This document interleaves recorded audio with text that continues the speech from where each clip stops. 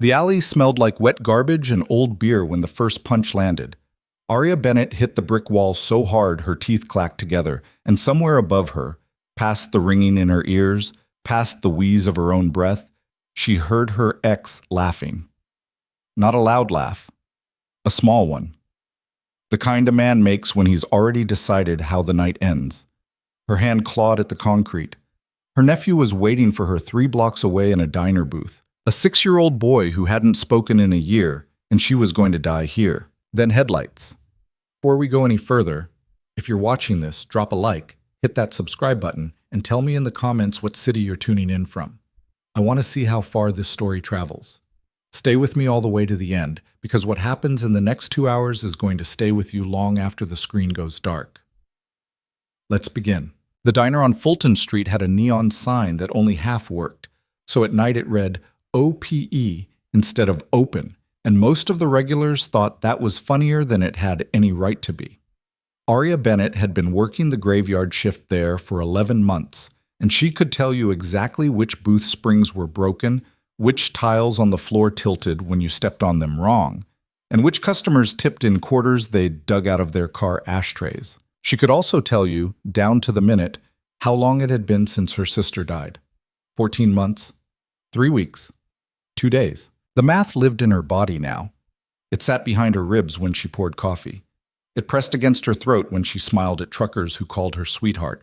It woke up with her at 4 in the afternoon in the apartment above the laundromat, and it went to sleep with her at 8 in the morning after she'd walked Ethan to the bus stop with her eyes burning from no sleep. Tonight it was raining. Not hard. The kind of rain that just hangs in the air and makes everything smell like wet asphalt and exhaust. Aria tied her apron around her waist and checked the clock above the register. 10:17. "You look like hell, Bennett." Marco was the line cook, a 40-something Dominican guy with a burn scar running from his wrist to his elbow and a daughter in college he never shut up about. He slid a plate of scrambled eggs across the pass. "For you. Eat something before you fall over." "I'm fine." "You're not fine. You're vertical. Those are different things." Aria took the plate because arguing with Marco was like arguing with a wall that loved you. She ate standing up by the coffee machine, watching the rain smear the window, and for a second, just a second, she let herself pretend that this was her whole life.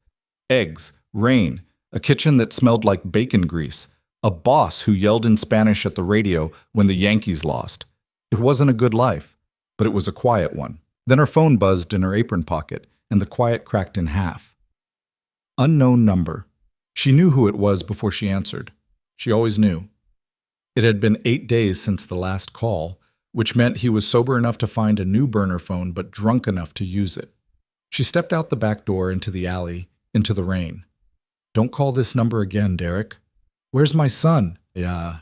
His voice was slurred around the edges, wet in the mouth, the way it got when he'd been drinking something brown.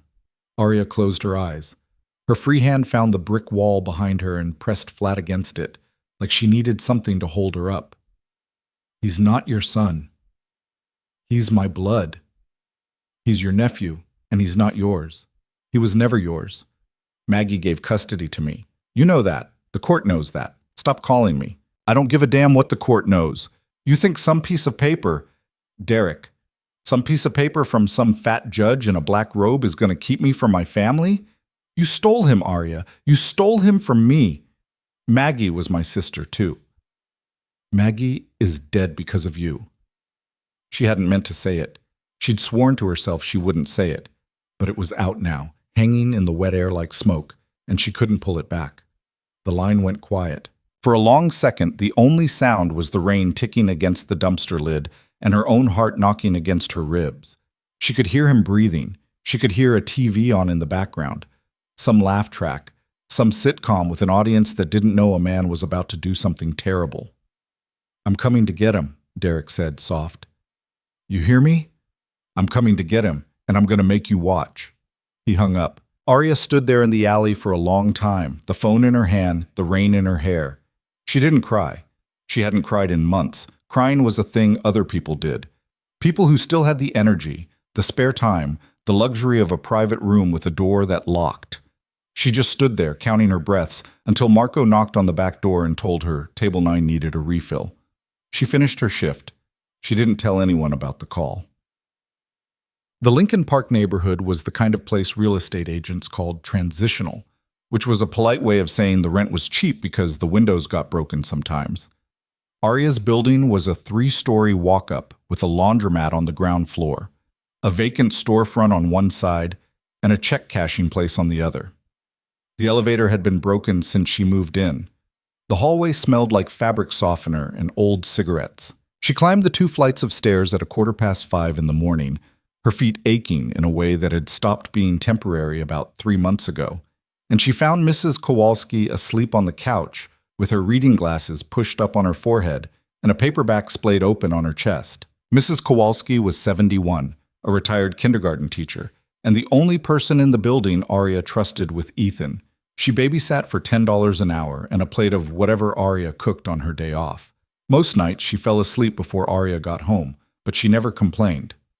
"Hey," Aria whispered, touching her shoulder. "I'm back." The old woman blinked awake and smiled. "He was good. Read 3 books. Drew you a picture." "Did he talk?"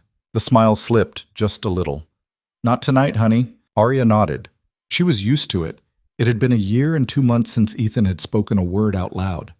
The doctors at the county clinic had a name for it: selective mutism, trauma-induced, and a list of therapies the insurance wouldn't cover. Aria had a different name for it. She called it waiting. Her nephew was waiting. For what? She couldn't say. But he was a quiet, thoughtful child who looked at the world like he was memorizing the exits, and she trusted him to speak when he was ready. She paid Mrs. Kowalski. She walked her to the door. She locked both deadbolts and the chain, and then, because Derek's voice was still sitting in the back of her throat, she pushed the armchair in front of the door too. Ethan was asleep on the pull-out couch in the living room, one arm thrown over a stuffed rabbit that had belonged to his mother when she was little. His hair was getting long. He needed a cut. Aria knelt beside him and pushed a strand off his forehead, and the love she felt for him was so sharp it almost made her dizzy. "I'm coming to get him. I'm going to make you watch." She got up. She went to the kitchen. She opened the drawer under the coffee maker and took out the revolver her father had left her when he died. A .38, old enough that the bluing had worn off the barrel. And she checked the cylinder. 6 rounds. She closed it. She put it back. She didn't know yet that she wouldn't be sleeping in that apartment again. The call came at 9:42 the next night. Aria was on her feet at the diner pouring coffee for a trucker who'd been flirting with her for the last 40 minutes in a way that was almost charming and almost exhausting in equal measure. Her apron pocket buzzed. She ignored it. It buzzed again. She ignored it. The third time, she set the coffee pot down and stepped away from the counter. It was Mrs. Kowalski. The old woman's voice was high and thin, the way people's voices got when they were trying very hard not to panic in front of a child. "Aria, honey, there's a man at the door. He's banging on it. He says he's Ethan's daddy." The floor went soft under Aria's feet. "Don't open it. Mrs. K, listen to me. Do not open it, okay? Take Ethan into the bathroom, lock the door, and call 911. Right now. Can you do that?" "I already called. They said 20 minutes. 20 minutes. Aria yanked her apron off over her head and threw it onto a table. She didn't tell Marco she was leaving. She didn't clock out. She grabbed her keys and her phone, and she was out the back door before the bell above the front door had finished ringing behind the last customer. Her car was a 2009 Honda Civic with a check engine light that had been on for so long she'd started thinking of it as a friend. It started on the second try. She drove 10 blocks through yellow lights and one very red one, her hands slippery on the wheel, her teeth grinding against each other so hard her jaw ached. She called Mrs. Kowalski 3 times. The line was busy. She called 911 herself. The dispatcher told her a unit had been dispatched. She told the dispatcher that her nephew was in the apartment. She told the dispatcher that her ex had a history. She told the dispatcher that she had a restraining order. The dispatcher told her, in the neutral voice of a person who had said the same words 10,000 times, that a unit had been dispatched. She was 2 blocks away when she saw the flash of red and blue. She parked crooked in front of a fire hydrant and ran. Her feet slapped the wet pavement. Someone, a neighbor, an old man in a bathrobe, stood on the sidewalk with his hand over his mouth. A cop held up a palm and told her to stop, ma'am, and she shoved past him because she heard Ethan crying. Ethan. crying, out loud, for the first time in 14 months. He was on the landing outside her apartment, clinging to Mrs. Kowalski, and he was making a thin wailing sound that scraped across Arya's nerves like a dull knife. She ran to him. She dropped to her knees on the wet linoleum. She wrapped him in her arms and he buried his face in her shoulder, and he just made that sound. No words yet, just grief in its rawest, loudest form. And Mrs. Kowalski was crying, and the apartment door was splintered down the middle where someone had kicked it, and a cop was standing in her living room writing in a notepad. "He ran," the cop said, without looking up. Neighbor across the hall scared him off with a baseball bat. "We've got a description. We've got a plate." "He was in my home," Arya said. "Ma'am, I understand." "He was in my home with my son, ma'am." She didn't realize she was shouting until Ethan flinched in her arms. She stopped. She forced her voice down. She held her nephew and rocked him and whispered nonsense into his hair until the wailing slowed to hitching breaths and then to nothing at all. And then he was silent again, and she hated Derek Wells more in that moment than she had ever hated anyone in her life. The cop told her they'd have a patrol car drive by every hour. He told her to call if she saw anything suspicious. He told her that, statistically, men like Derek usually cooled off after a night like this. He left. Arya sat on the floor of her ruined apartment with her nephew in her lap, and she understood, with a cold clarity that felt almost peaceful, that the police could not save them. She needed to leave. Tonight. She didn't know where. She packed 2 duffel bags. Clothes. Ethan's rabbit. The tin box from under her bed with Maggie's birth certificate, and the custody papers, and $412 in cash. She left the TV. She left the furniture. She left the picture of Maggie on the fridge because her hands were shaking too hard to pull it down without crying. Mrs. Kowalski tried to give her the $200 she had in her purse. Arya wouldn't take it. "Where will you go?" the old woman asked. "Anywhere, Arya? A motel tonight. I'll figure out the rest tomorrow." It was a little past midnight when she carried Ethan down the stairs, asleep in her arms, both duffel bags slung over her other shoulder. The rain had started again. Heavier this time, the kind of rain that hissed against the pavement and ran in small rivers along the curb. She got him into the back seat of the Civic. She buckled him in. She stood by the open door for one long moment with her forehead pressed to the cold metal of the roof. And she thought, just for a second, about driving into a bridge abutment with both of them in the car. She straightened up. She closed the door. She drove. The motel she picked was on Route 9, a 2-story L-shaped thing with a flickering vacancy sign and a parking lot full of pickup trucks. The clerk didn't look at her when she paid cash. The room smelled like old cigarettes and something sweeter, chemical. She put Ethan in the bed. She pulled the blankets up to his chin. She sat in the chair by the window with the revolver in her lap, and she watched the parking lot until the sun came up. She did not sleep. At 6 in the morning, her phone buzzed. Unknown number. She almost didn't answer. She almost threw the phone against the wall. But some small, stupid, hopeful part of her thought, what if it's the police? What if they caught him? So she picked it up. "Thought I wouldn't find you?" Derek's voice. Calm. Too calm. The kind of calm that came after a long night of drinking, when a man had crossed over into a place where his hands didn't shake anymore. "How did you—" "I've got eyes, sweetheart. I've always had eyes. You think I didn't know about the old lady downstairs? You think I didn't know about that diner? You think I don't know what kind of car you drive?" Arya looked at the curtained window. The parking lot beyond was a gray smear of rain and light. "I'll call the police." "You go ahead. They'll get there in 20 minutes. I'll be there in 5. He hung up. She was moving before the phone was back in her pocket. She scooped Ethan out of the bed. He made a sleepy noise. No words, just a noise. And she grabbed the bags, and she was at the door when she realized she had no plan. No plan at all. She had $340 in her pocket. A car with a dying alternator. A child. A gun. And a man who was 5 minutes away. She ran anyway. She drove south because south was the direction the car was already pointing. The rain got worse. The wipers on the Civic couldn't keep up, and the world turned into a watercolor smear of red taillights and yellow street lamps. Ethan was awake in the back seat, silent again, his rabbit pressed against his face. Arya's hands were white on the wheel.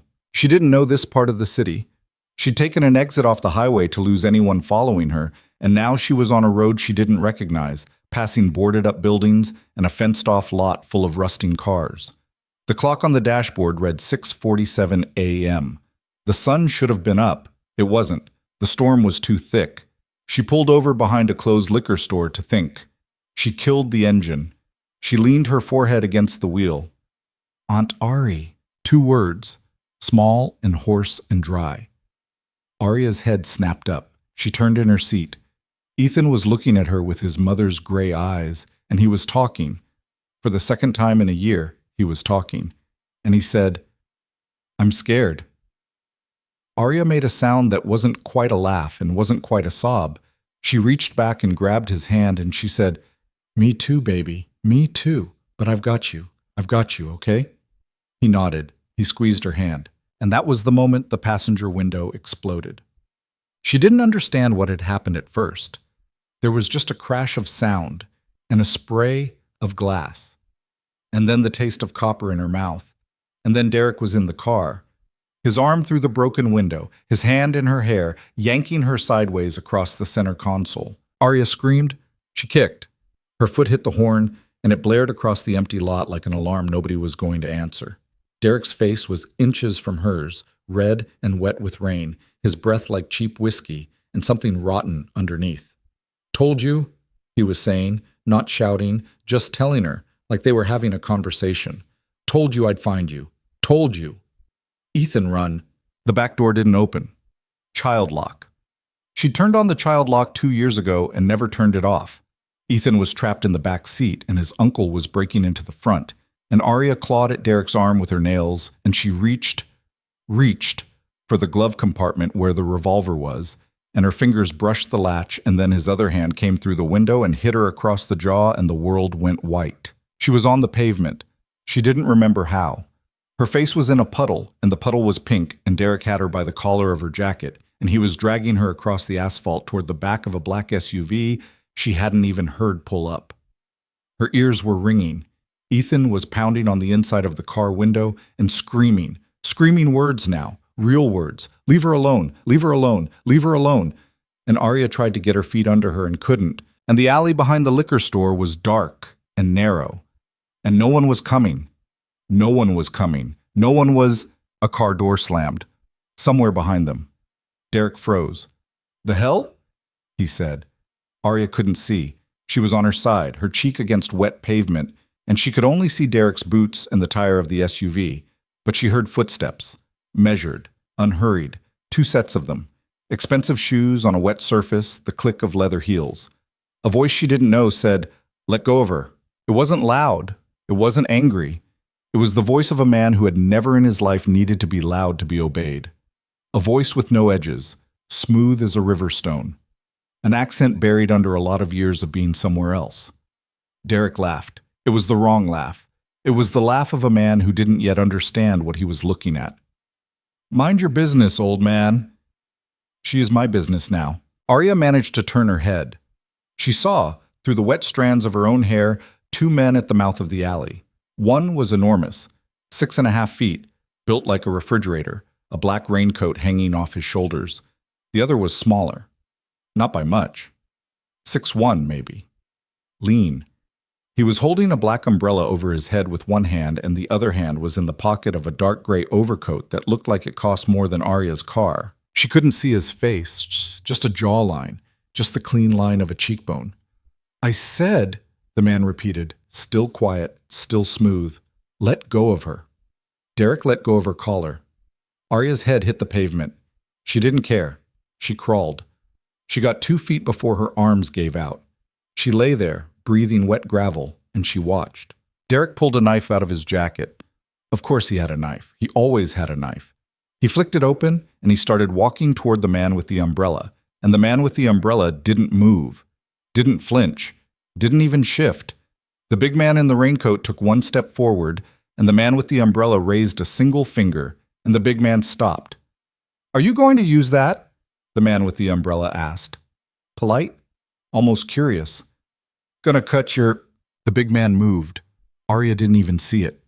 One moment Derek was taking a step with the knife raised, and the next moment he was on his face on the pavement with his arm twisted up behind his back at an angle arms weren't supposed to go, and the knife was skittering across the asphalt, and he was screaming in a high, thin voice that was almost funny. The man with the umbrella walked over, unhurried.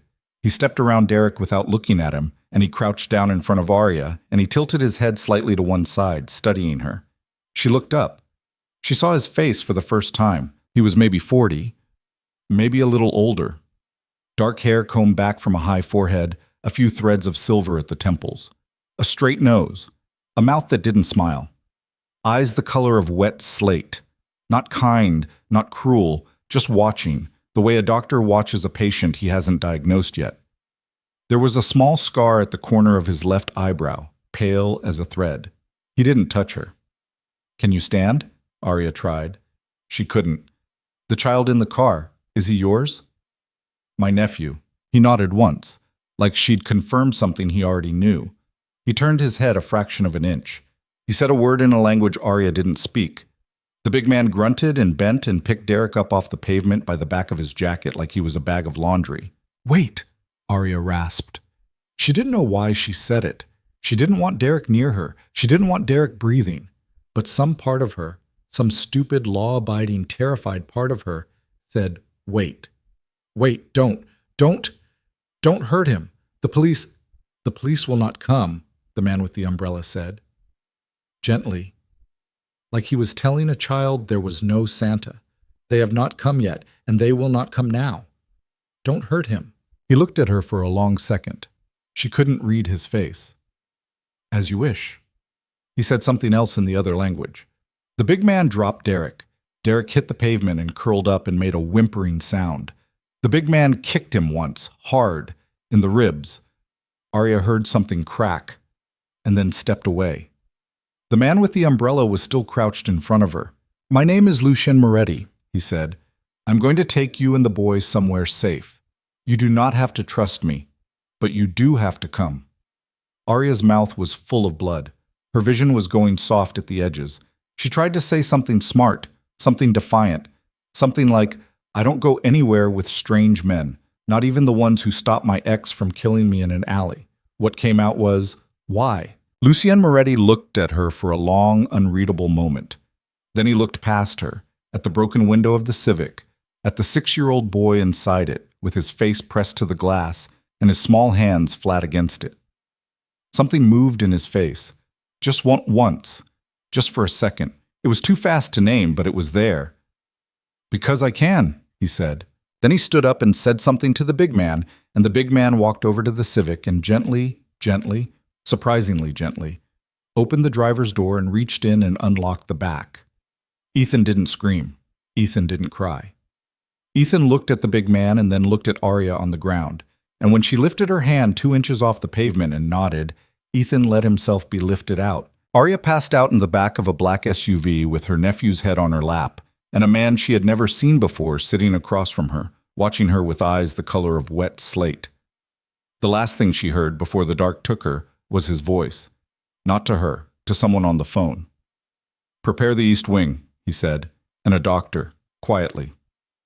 She woke up in a bed that wasn't hers. The sheets were white and smelled like lavender.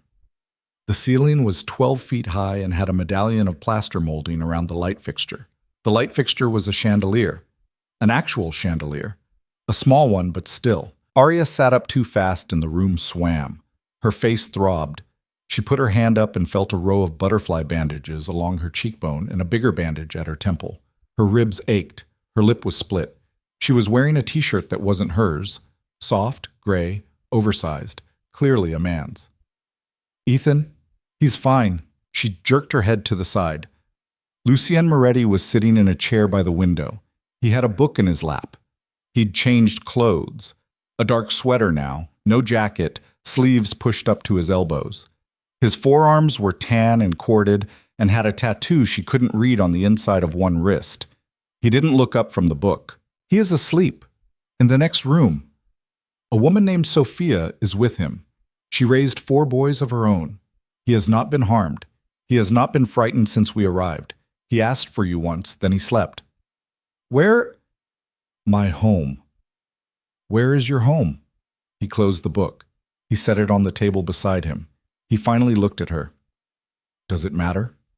She stared at him. Her mouth opened, closed, opened again. Yes, it matters. It matters a lot. I don't know you. I don't know where I am. I don't know what you want. You are in a house outside the city. You are safe. The boy is safe. A physician has seen you both. You have a mild concussion, 2 bruised ribs, and 7 small lacerations on your face and arms. The boy is unhurt, physically. He paused. Emotionally is a different matter, but he is a strong child. He hasn't talked in a year. He spoke to Sophia this morning. He asked for pancakes. Arya put her face in her hands. She didn't cry. She was past crying. She made a sound that was somewhere between a laugh and a choke, and Lucien Moretti watched her without expression. Who are you? She said, into her hands. What do you do? Men don't just pull other men off of women in alleys. Men don't have houses outside the city with doctors on call. Some men do. She lowered her hands. What does that mean? He considered her. The scar at his eyebrow caught the light. He was, she realized, with a jolt that had nothing to do with her concussion, an extraordinarily handsome man. Not in a warm way, in a cold, careful, deliberate way, the way a Rolex was handsome, or a gun. I am a businessman, he said. What kind of businessman? The kind whose name you have probably heard.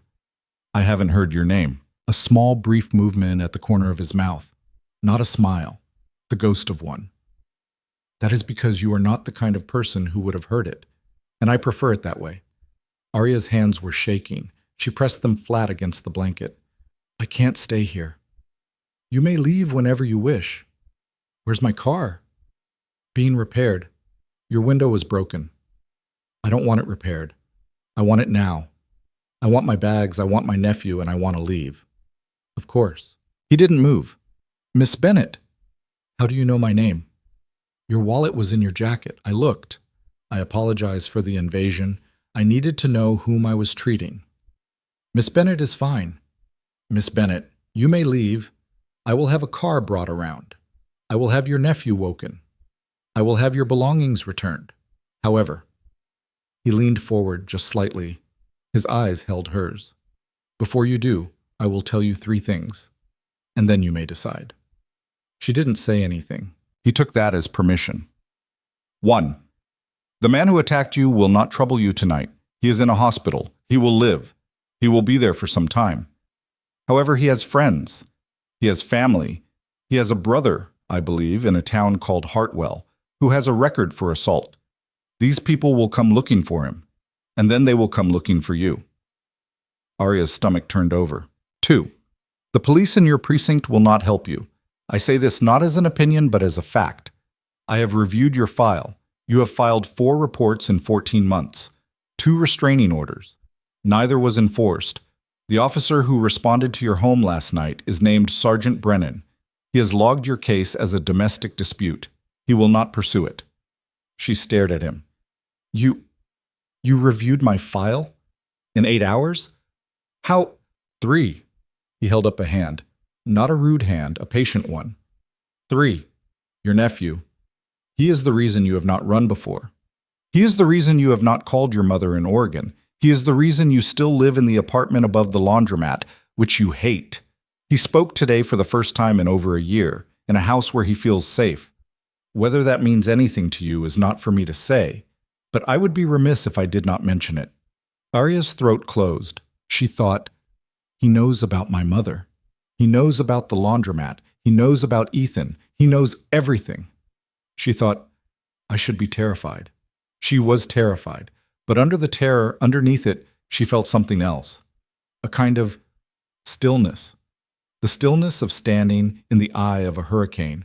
The stillness of a deer that has just realized the thing in the grass is not, in fact, a mountain lion. The stillness of the first warm meal after 3 days of hunger. She said, Why are you doing this? Lucien Moretti did not answer right away. He stood up. He walked to the window. He pulled back the heavy curtain with 2 fingers and looked out.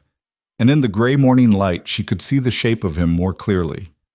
broad shoulders, a long spine, a man who moved like he had trained his whole life to move without wasting a single motion. "I had a wife," he said, to the window. "A long time ago. And a son." He didn't turn around. "They are dead." Arya didn't say she was sorry. She had learned, when Maggie died, that "I'm sorry" was the emptiest phrase in the English language. She just waited. "I was not able to protect them," Lucy Etienne said. "I was too far away. I was busy with other things. Important things, I told myself. They were in a house that I had made safe. The safest house I could make. And it was not safe enough."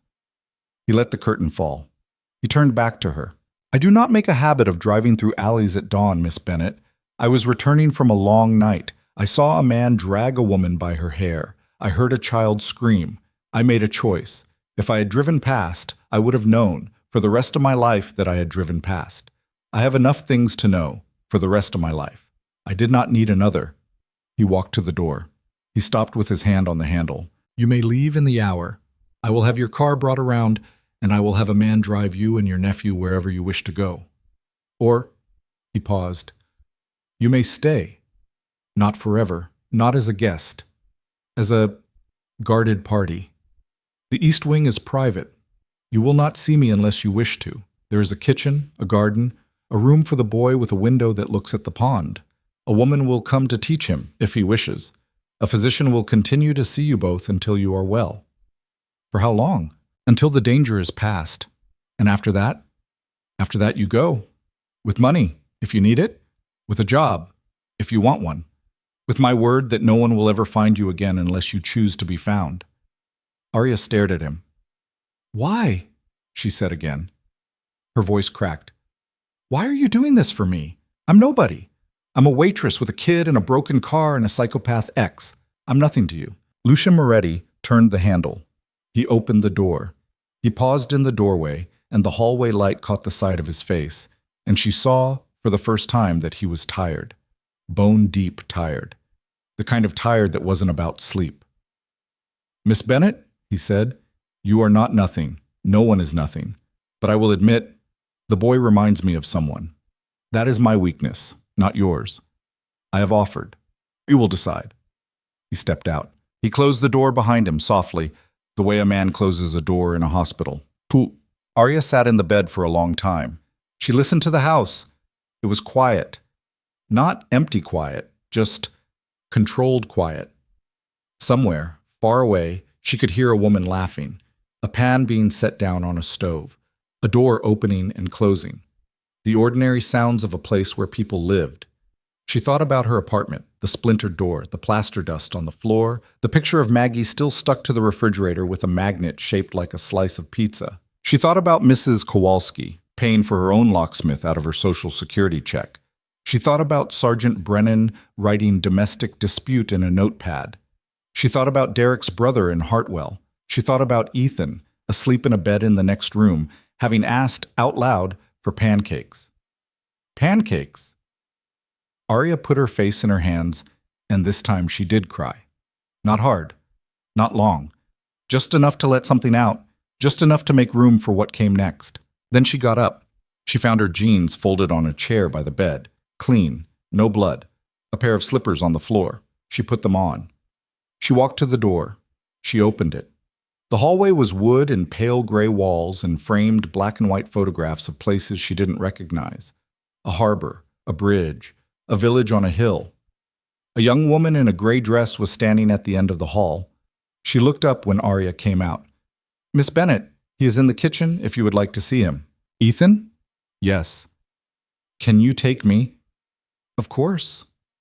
Arya followed her. She passed 3 doors, a staircase, a room with a long table and 12 chairs. She smelled coffee and butter and something warm and sweet. The kitchen was at the end of a long hallway, and the kitchen had a window that looked out over a lawn and a row of tall hedges, and past the hedges, a gray morning sky. Ethan was at a table in the middle of the kitchen, a plate of pancakes in front of him. A short, broad woman, Sophia, Arya guessed, was pouring syrup over them. Ethan looked up when Arya came in. His eyes were red. He had dried tear tracks on his face. He had a streak of syrup on his chin. "Aunt Ari," he said. out loud, for the third time in 14 months. Arya went to him. She knelt beside his chair. She touched his face. She didn't say anything because she couldn't. He looked at her for a long second, and then he said in his small, hoarse voice, "I don't want to leave yet." And Arya, worn-out waitress, mother to a boy she hadn't given birth to, widow of a life she had never quite had, held her nephew and closed her eyes and felt, for the first time in 14 months, 3 weeks and 4 days, the absence of the thing that had been sitting behind her ribs. She didn't know it was gone forever, but it was gone for now. From the doorway behind her, she heard a footstep. Just one. She didn't turn around. She didn't need to. She knew who it was. She knew, in the way a person sometimes knows things they have no right to know, that she had already made her choice. Not with her mouth. Not with her head. With the small, tired, stubborn thing inside her chest that had, against all evidence, decided to trust a man whose name she could not have heard. She stayed kneeling. She held Ethan. She let him eat his pancakes. Behind her, the footstep moved away. Down the hall. Toward whatever room in this enormous quiet house Lucien Moretti kept for himself. And outside, beyond the hedges, beyond the gray morning, somewhere in a city she could no longer see, the rain kept falling on an alley where, just a few hours earlier, a man she used to love had nearly killed her. She did not know yet what it would cost her to stay here. She did not know yet what it would cost him to let her. She only knew that her nephew was eating pancakes, and that he had asked for them out loud, and that for the first time in a long time, the next hour felt possible. She reached across the table and took a piece of pancake off his plate, and ate it, and Ethan smiled, a small, crooked, careful smile. And in that kitchen, in that quiet, in that borrowed morning, something began that none of them had the words for yet. The first 3 days in Lucien Moretti's house were a strange, sideways kind of peace. Arya spent most of the first one in bed, not because she was tired, but because every time she tried to stand up, the room tilted sideways and made her swallow something sour at the back of her throat. The doctor, a stout, gray-bearded man named Pellegrini, who spoke in short sentences and smelled faintly of tobacco, came twice that day. He shined a light in her eyes. He pressed 2 fingers against her ribs. He said she had gotten lucky, which was a thing doctors said to women who had not gotten lucky at all. And then he wrote something on a small pad and handed it to Sophia and said, in a voice that expected no argument, that Arya was not to climb any stairs for 2 days. "I don't know where the stairs are," Arya told him, which surprised her. It sounded almost like a joke. She hadn't tried to make a joke in a year. Pellegrini allowed the corner of his mouth to move. "Very good. Do not find them." Sophia brought her food on a tray. Broth the first night because Pellegrini said. Soft eggs and toast the next morning. A bowl of something Italian that Arya didn't have a name for, thick with greens and beans by the second afternoon. Sophia was maybe 50, built short and solid, with black hair pulled into a bun and a silver cross at her throat and a face that had seen enough to stop being surprised by most things. She spoke English with an accent Arya couldn't place, and she had a way of setting a tray down without a sound. "The boy is painting," she reported the first morning, "with Miss Elena. He likes the blue." "Who's Miss Elena?" "A teacher for children." "A teacher in the house?" "Yes. Just on staff. A teacher just works here." Sophia smiled very slightly, the way a person smiles at a child who is asked where the sun goes at night. "For now, yes. She is kind, very patient." Arya didn't press. She ate her soup. She listened to the house. The East Wing, as Lucien had called it, was a long L-shaped corridor with 6 rooms off of it, and the walls were thick enough that she never heard voices, only the muffled impression of them. A door opening, a pan in a kitchen somewhere, the occasional footstep she was learning to recognize as a man who wasn't in a hurry. She tried to map it in her head. The bedroom she slept in, a sitting room across the hall with 2 couches and a cold fireplace. The kitchen where she'd found Ethan eating pancakes. A glass door at the end of the hall that opened onto a brick terrace and a sloping lawn that disappeared into a line of hedges she could not see past. She walked out onto the terrace on the second afternoon, in the same gray t-shirt she'd woken up in. No one had brought her clothes, and she hadn't thought to ask. And she stood there in her borrowed slippers in the cold air, and she tried to understand what she was looking at. The lawn was the size of a football field, maybe bigger, The hedges at the far end were taller than she was, taller than a man, taller than a truck. To the left, a stone wall curved around what looked like a garden in its winter sleep. Bare branches, a fountain that wasn't running, a stone bench gone green with moss. To the right, gravel paths wound away toward a row of cypress trees, and past those, the lines of what she guessed was another building. A guest house, maybe. A garage. A stable. She had no frame of reference for a place like this. The only big houses she had ever been inside were the Victorian funeral home where Maggie had been laid out, and the county courthouse where the judge had handed her Ethan's paperwork. Miss Bennett. She jumped. She hadn't heard him come out. He was standing at the edge of the terrace with his hands in the pockets of a long black coat. No umbrella this time. The sky was clear. He had a faint stubble along his jaw that he hadn't had in the alley, and there was a small bandage at the side of his thumb that she noticed and did not ask about. Mr. Moretti. Lucien is fine. Is it? He tilted his head. Does it trouble you? I don't know your last name, your first name, your middle name, or what you do for a living. I don't know what to call you. You know my last name. You do not know what I do for a living. That is true. Is this where you tell me? He considered her for a moment. His eyes were very steady. She had noticed that about him already. He didn't blink as often as most people. It was unnerving, and she suspected it was meant to be. You are shivering, he said. Yes. Come inside. Answer my question. Inside. You have a concussion. You should not be cold. I'm not a child. No, you're a stubborn woman in a wet January on a stone terrace in a t-shirt. I'm asking you to come inside. She considered very briefly refusing, but her feet were starting to feel numb in the slippers, and her ribs were aching in a way that seemed to confirm the doctor's opinion that she was not well enough to be making a point.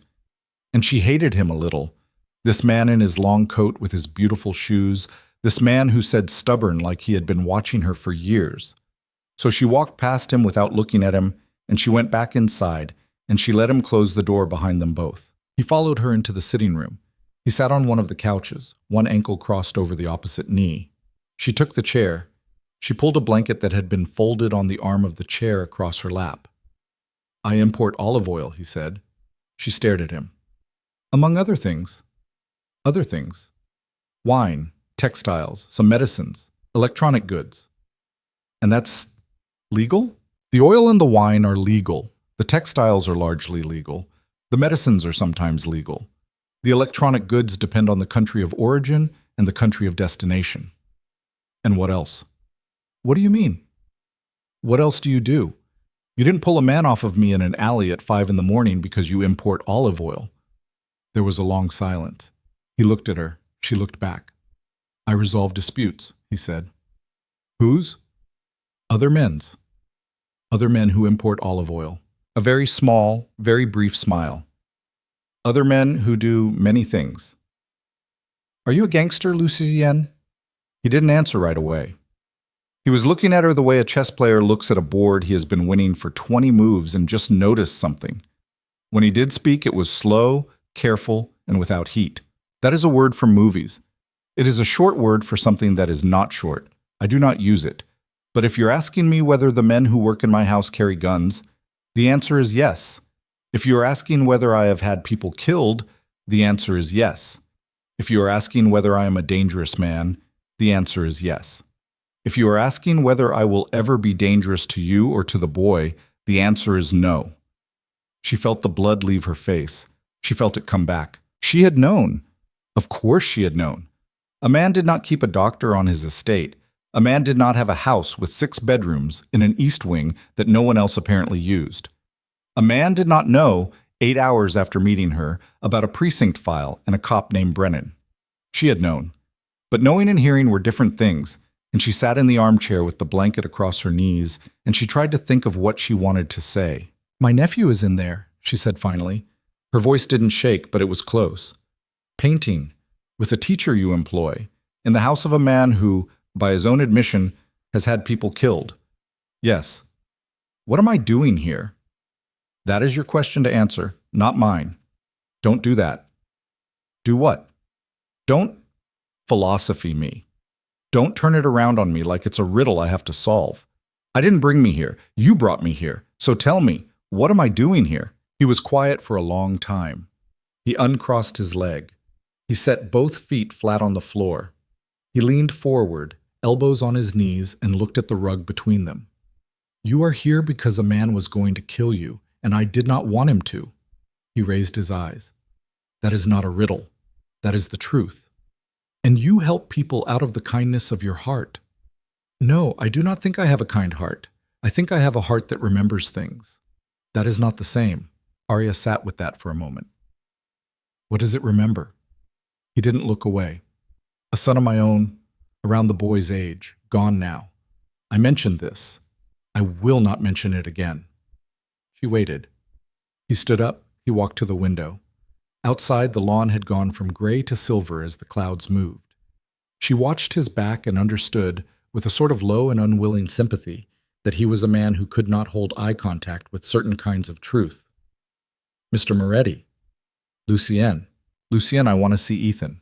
"Of course. He is down the hall. And I want to know when I can leave." He turned. He looked at her over his shoulder. "When you wish." "Good. I am not keeping you." "Good. I thought that was understood." "It wasn't," she said. "But it is now." She stood up, more carefully than she meant to, and he watched her walk to the door without trying to help, which she appreciated even though she wasn't sure she should appreciate it. She put her hand on the frame. She stopped. "Lucienne." "Yes." "Thank you." "For what, Miss Bennet?" "For not lying to me." He inclined his head, an inch, no more. "You are welcome." She walked down the hall. Ethan was in a room at the far end of the east wing, a room she hadn't yet been inside. And when she opened the door, she found him sitting at a small table with a piece of butcher paper taped down across the top. He had paint on his hands up to his elbows. Blue, mostly, a little green, a small bright flare of yellow on his nose. He looked up and saw her, and his whole face did something she hadn't seen it do in 14 months. It opened. "Aunt Ari," he said, "I made a lake." "A lake?" "With a boat. Elena said I can keep it." The woman on the other side of the table was in her late 20s, honey-colored hair, a white shirt rolled up to the elbows. She stood and smiled at Arya, warmly but not too warmly, the way a competent person smiles when the boss's cousin walks into a room she has been running alone. "Miss Bennet, I'm Elena Vargas. I'm very glad to meet you." "You're his teacher." "I teach children, yes, for the household." "There are more children." Elena's smile flickered just a little. "No, not at the moment." Arya looked at her, at Ethan, at the butcher paper, at the bright smeared lake and the lopsided boat and the yellow sun that her nephew had not been able to draw a month ago because he had been too locked inside his own small body to pick up a brush. She walked over. She knelt beside the table. She looked at the painting for a long time. "It's beautiful, Ethan." "The boat's for you," he said, "so you don't get tired." Her throat went shut. She nodded because she couldn't talk, and she kissed the top of his head, and he leaned into her like he had been saving the leaning up for weeks. Elena quietly stepped away from the table and busied herself at a sink on the far side of the room. She was good at her job, Arya thought, in the part of her brain that was still working. She was a person who knew when to disappear. That night, Arya stayed in the room on the twin bed Sophia had made up for her, and Ethan slept in the big bed, and she lay awake for hours listening to her nephew breathe in the dark. He didn't wake up screaming. He didn't kick the covers off. He breathed, long and slow and easy, the way a child was supposed to breathe, and she thought, I can't give this back to him and then take it away. She thought, one more day. She had been thinking one more day for 3 days when the phone call came. It was Sophia who brought her the phone, a house landline, an old cream-colored thing with a coiled cord. Arya hadn't given anyone the number of the house because she didn't know the number of the house, which made it strange that a call had come through for her, and she said so, and Sophia, who was a woman of very few extra words, said only, "It is your mother." How did she... Mr. Moretti, he calls her yesterday. He says to her, you are safe. He thinks you would not have called. He called my mother. She was worried. The police, they call her. About the apartment. Arya took the phone. Mom. Oh my God, Arya, oh my God. Her mother cried. Arya's mother was a 63-year-old retired nurse in Oregon who had buried a daughter and could not, currently, afford to fly out to buy her surviving one a cup of coffee, and she cried for a full minute and a half into the phone before she could say anything else. And Arya sat on the edge of the bed with her eyes closed and listened to her mother cry and felt herself age, several years in the process. A man called me, her mother said when she was able. A man. He said his name was Lucian. He said you were hurt, but you were safe. He said Ethan was with you. He said I should not tell anyone I had heard from you. He said he would have a lawyer call me about getting you both out of the state if you wanted. I didn't ask him to do that. I know. He said that. He said you hadn't told him to call me. He said he was calling because I would be worried and that I deserved to not be worried. He was very polite, Arya. He has an accent. Who is this man? Arya pressed the heel of her hand into her eye. He's a stranger who found me. Mom, it's complicated. The police called me yesterday. I know. They said your apartment was destroyed. They said your front door was kicked in. They said there was blood on the stairs. Mom, is it Derek? Mom, Arya, is it Derek? Arya closed her eyes. Yes. The sound her mother made was the sound of a woman who had been waiting 14 months for the other shoe to drop and who had just heard it hit the floor. Where is he, Isle? In a hospital. Good. Well, Mom, good, Arya. I'm sorry, but good. Do you hear me? I'm not sorry. I am not sorry. I hear you. This man, the one who called me, is he the one who put Derek in the hospital? Not personally. But he arranged it, in a manner of speaking. Arya, Mom, I need you to listen to me. Please, I need you to listen. Her mother went quiet. Arya could hear her breathing. I don't know what I've gotten myself into. I don't. I want to tell you I have a plan, and I don't. I have a 6-year-old who spoke his first sentence in a year yesterday. I have a concussion. I have a car with a broken window and $300. And I have a man I have known for 4 days who has not asked me for a single thing, who has put me up in a house I could not afford to stay in for a night, and who looked me in the face and told me what he was, and did not lie. I don't know what the right thing is, Mom. I don't know it. I'm not going to pretend I know it. I'm figuring this out an hour at a time. Come home. Mom? Come home, Arya. Come to Oregon. You and Ethan. I have the spare room. I have it all ready. I've had it ready for a year. Arya's throat burned. I can't put you in danger. I'm your mother. You're 63 years old, and you've had 2 heart stents put in the last 2 years. Derek has a brother. He has friends. The man who's letting me stay here told me they'd come looking for me. Mom, I can't have them go to your house. I can't. If anything happens to you, I know. If anything happens to you, Arya, I know, Mom, I know. Her mother was crying again. Arya was not. She had moved past it, into that cold, clear place where she could hear her own voice from a distance. And the voice was saying reasonable things about Oregon and heart stents and a brother in Hartwell. And the woman the voice belonged to was gripping the phone so hard her fingers had gone white. Stay there, her mother said, finally. Just for now. Just stay there, with the polite man, and call me every day. Every day, Arya. I swear to God, if you don't call me every day, I'll drive out there myself. I don't care how many stents I have. Every day? Promise me. I promise. She hung up. She sat on the bed with the phone in her lap for a long time. When she finally looked up, Ethan was standing in the doorway in a pair of pajamas she'd never seen before, soft navy ones with a pattern of small sailboats.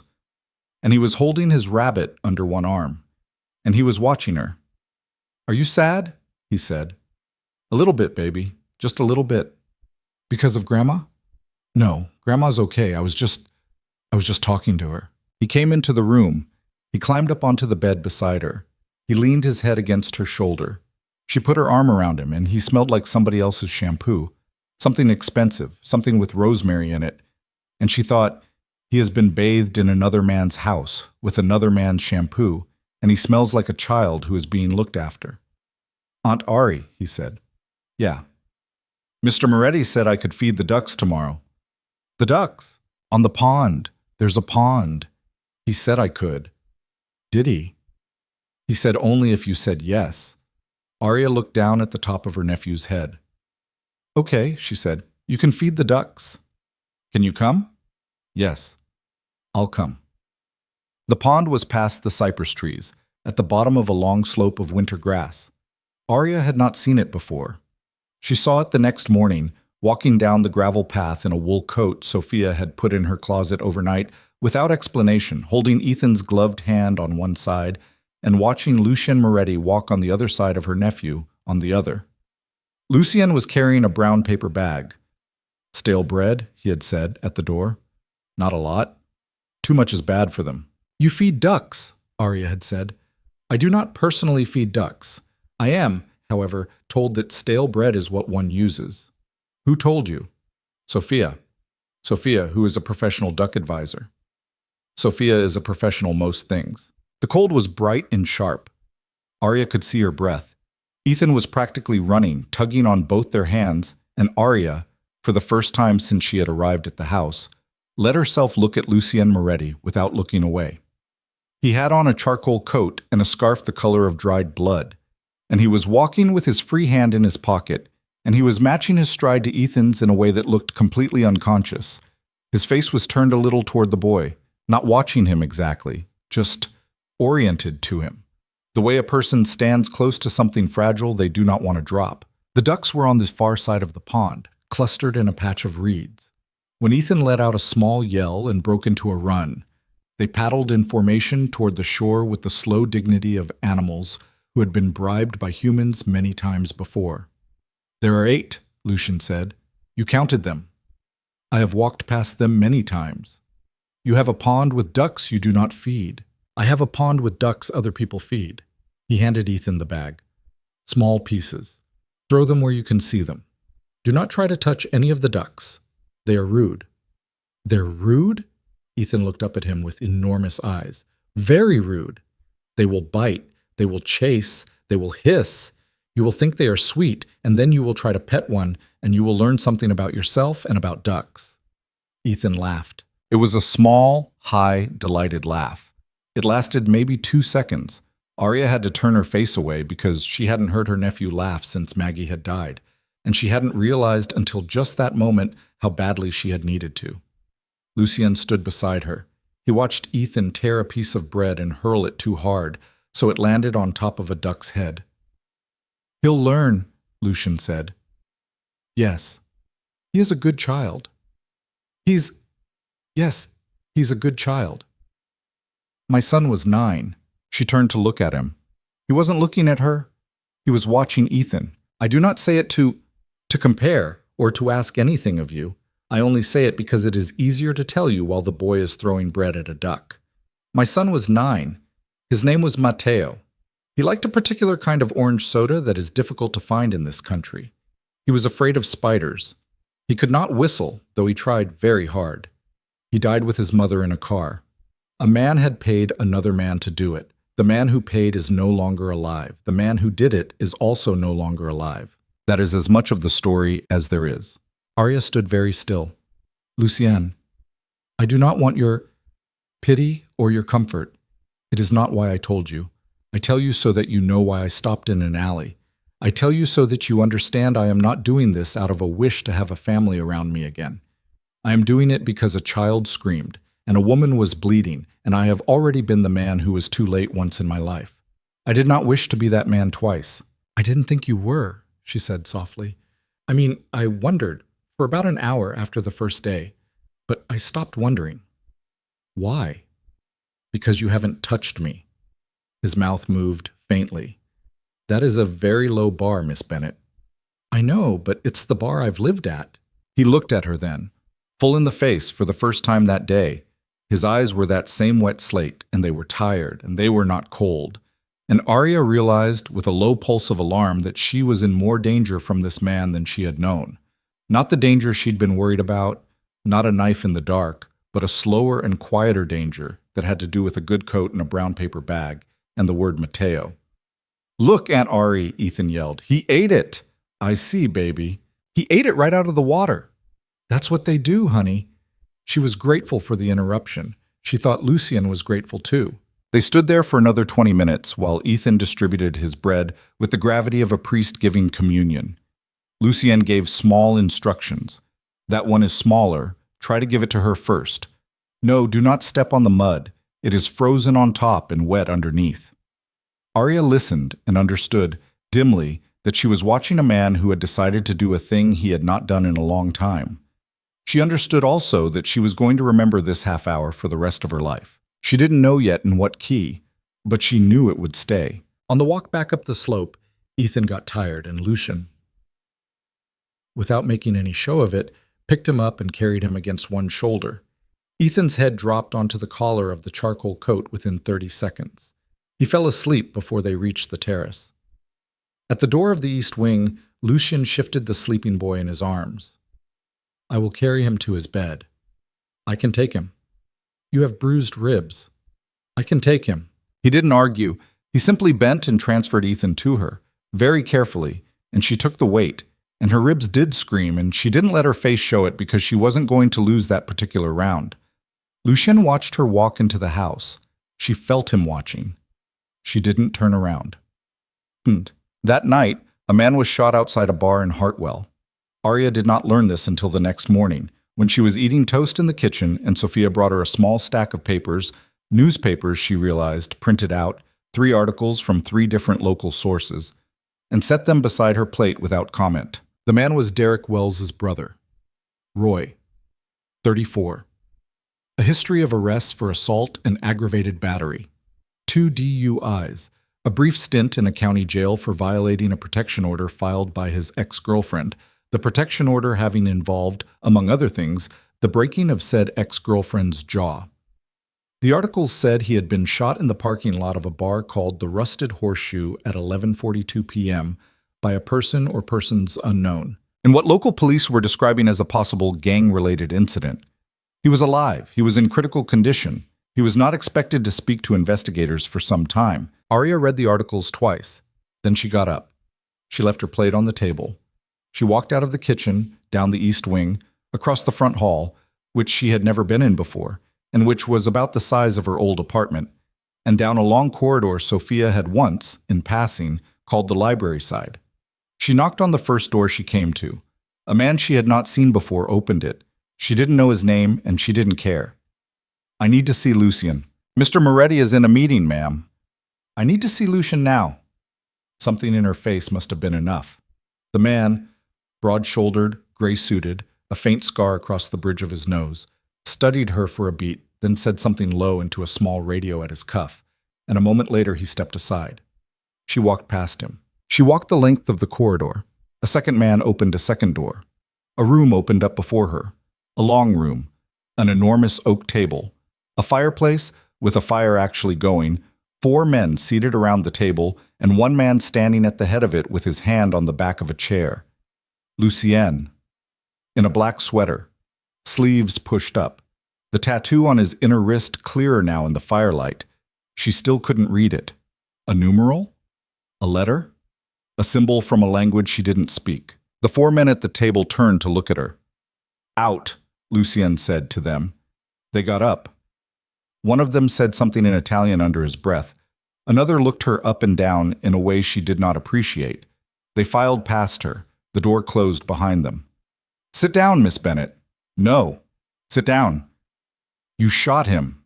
He did not deny it. He did not confirm it. He pulled a chair out from the table with 2 fingers. "Sit down, please." She sat. He sat across from her. He folded his hands on the table. She noticed for the first time that there were dark blue shadows under his eyes that had not been there yesterday. He had not slept. "I did not shoot him," he said. "But someone you sent did." "Yes." "Why?" "Because he was driving into this city at 6 o'clock last night with another man and a shotgun and a bag containing a length of chain and a roll of duct tape. I did not wait to see where they were going." Arya's stomach dropped. "How did you— I have told you. I have eyes. I had a man watching the brother's house the morning after the alley. That was the moment to put eyes on him. before he could collect himself, before the news reached him in whatever form it was going to reach him. The moment a man like Roy Wells hears that a man like his brother has been put in a hospital, you know where he will go. You watch him. That is what I did. You had a man watching him for 4 days. Yes. And last night he got in a truck with another man, with a shotgun, and they drove toward a city in which you and your nephew are currently the only two people I am concerned with. I made a decision, Miss Bennett. I did not consult you. I apologize for that. I would do it again. She stared at him. He's in critical condition. Yes. Is he going to live? I do not know. Probably not. I hope he does. It would be tidier. She almost laughed. Almost. It wasn't a laugh that had anything to do with humor. It was a sound her body was making because it had nowhere else to put what she was feeling. Tidier! If he dies, the police investigate for a week and close the file. If he lives, he speaks. If he speaks, he does so from a hospital bed, while I have 4 attorneys who have never lost a case in this city working the question of what exactly he can prove. Either way, he does not come here. That is the only question that matters to me. It's not the only question that matters to me. I know. He has people.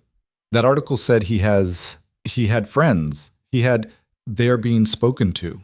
Spoken to. Yes, by men with shotguns, by men with words, Miss Bennett. For the moment, men with shotguns are the option of last resort. They are also expensive, and I do not like to use them. I prefer words. Arya put her hands flat on the table. She stared at them. Her knuckles were still scabbed from the alley. I can't be here. I can't be somewhere where someone gets shot because of me.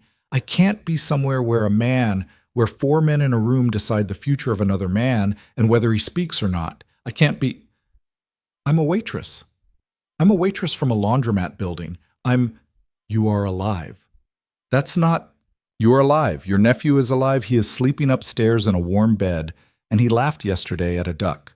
His Uncle Roy is in critical condition in a hospital, and he did not get there because of you. He got there because of himself, and because of a series of decisions he and his brother and other men made long before you ever came into an alley that I happened to drive past. You are not the reason any of this has happened. You are the reason I have paid attention to it. She was breathing hard. She couldn't make herself stop. You can't keep doing this. Doing what? Making the world work for me. Making cops not come and brothers get shot. And you can't keep doing this. I can't owe someone this much. He didn't answer right away. He looked at her in that quiet, steady way he had. You do not owe me anything, he said finally. Yes, I do. No. Lucienne. Miss Bennett. His voice didn't rise. If anything, it went lower, softer. If I had a daughter, if my wife had lived, if my son were upstairs, and a stranger came into my house and said, I pulled your daughter out of an alley and I have kept her and her child alive for 4 days. Do you know what I would say to that stranger? No. I would say, tell me what you need. Name it. I will give it to you, and I will not accept any repayment. That is what I would say, because that is what a father would say. He held her eyes. I have no daughter. You have no father. I do not say these things because I am trying to be one or to replace anything. I say them because if I had been in the alley first, I would have been your father. And I was not. But I was in the alley second. And so I am what I am. Not a father, not a husband, not a brother. Something else. Something without a name. But you do not owe me anything for it. Arya did not cry. She had promised herself somewhere in the last 24 hours that she was done crying in front of this man. She pressed the heel of her hand against her mouth, and she breathed through her teeth, and she held on. After a long time, she said, What is something without a name? I don't know. Useful. His mouth moved, almost a smile. Perhaps. Lucien. Yes. I need to call my mother. Of course. And I need to not see you at dinner tonight. I need a night. I need a night to sit with this. Can you give me a night? Yes. Okay? She stood up. She was halfway to the door when he spoke again. Miss Bennett. Yes.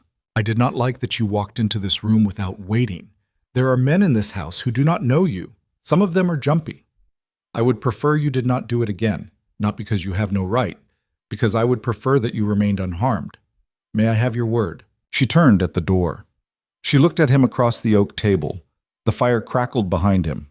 He looked for a moment like a man in an old painting she had once seen on a field trip to a museum in 6th grade, a king who had not wanted the crown. "Yes," she said, "you have my word." She walked out. Was. That night she did not eat dinner with him.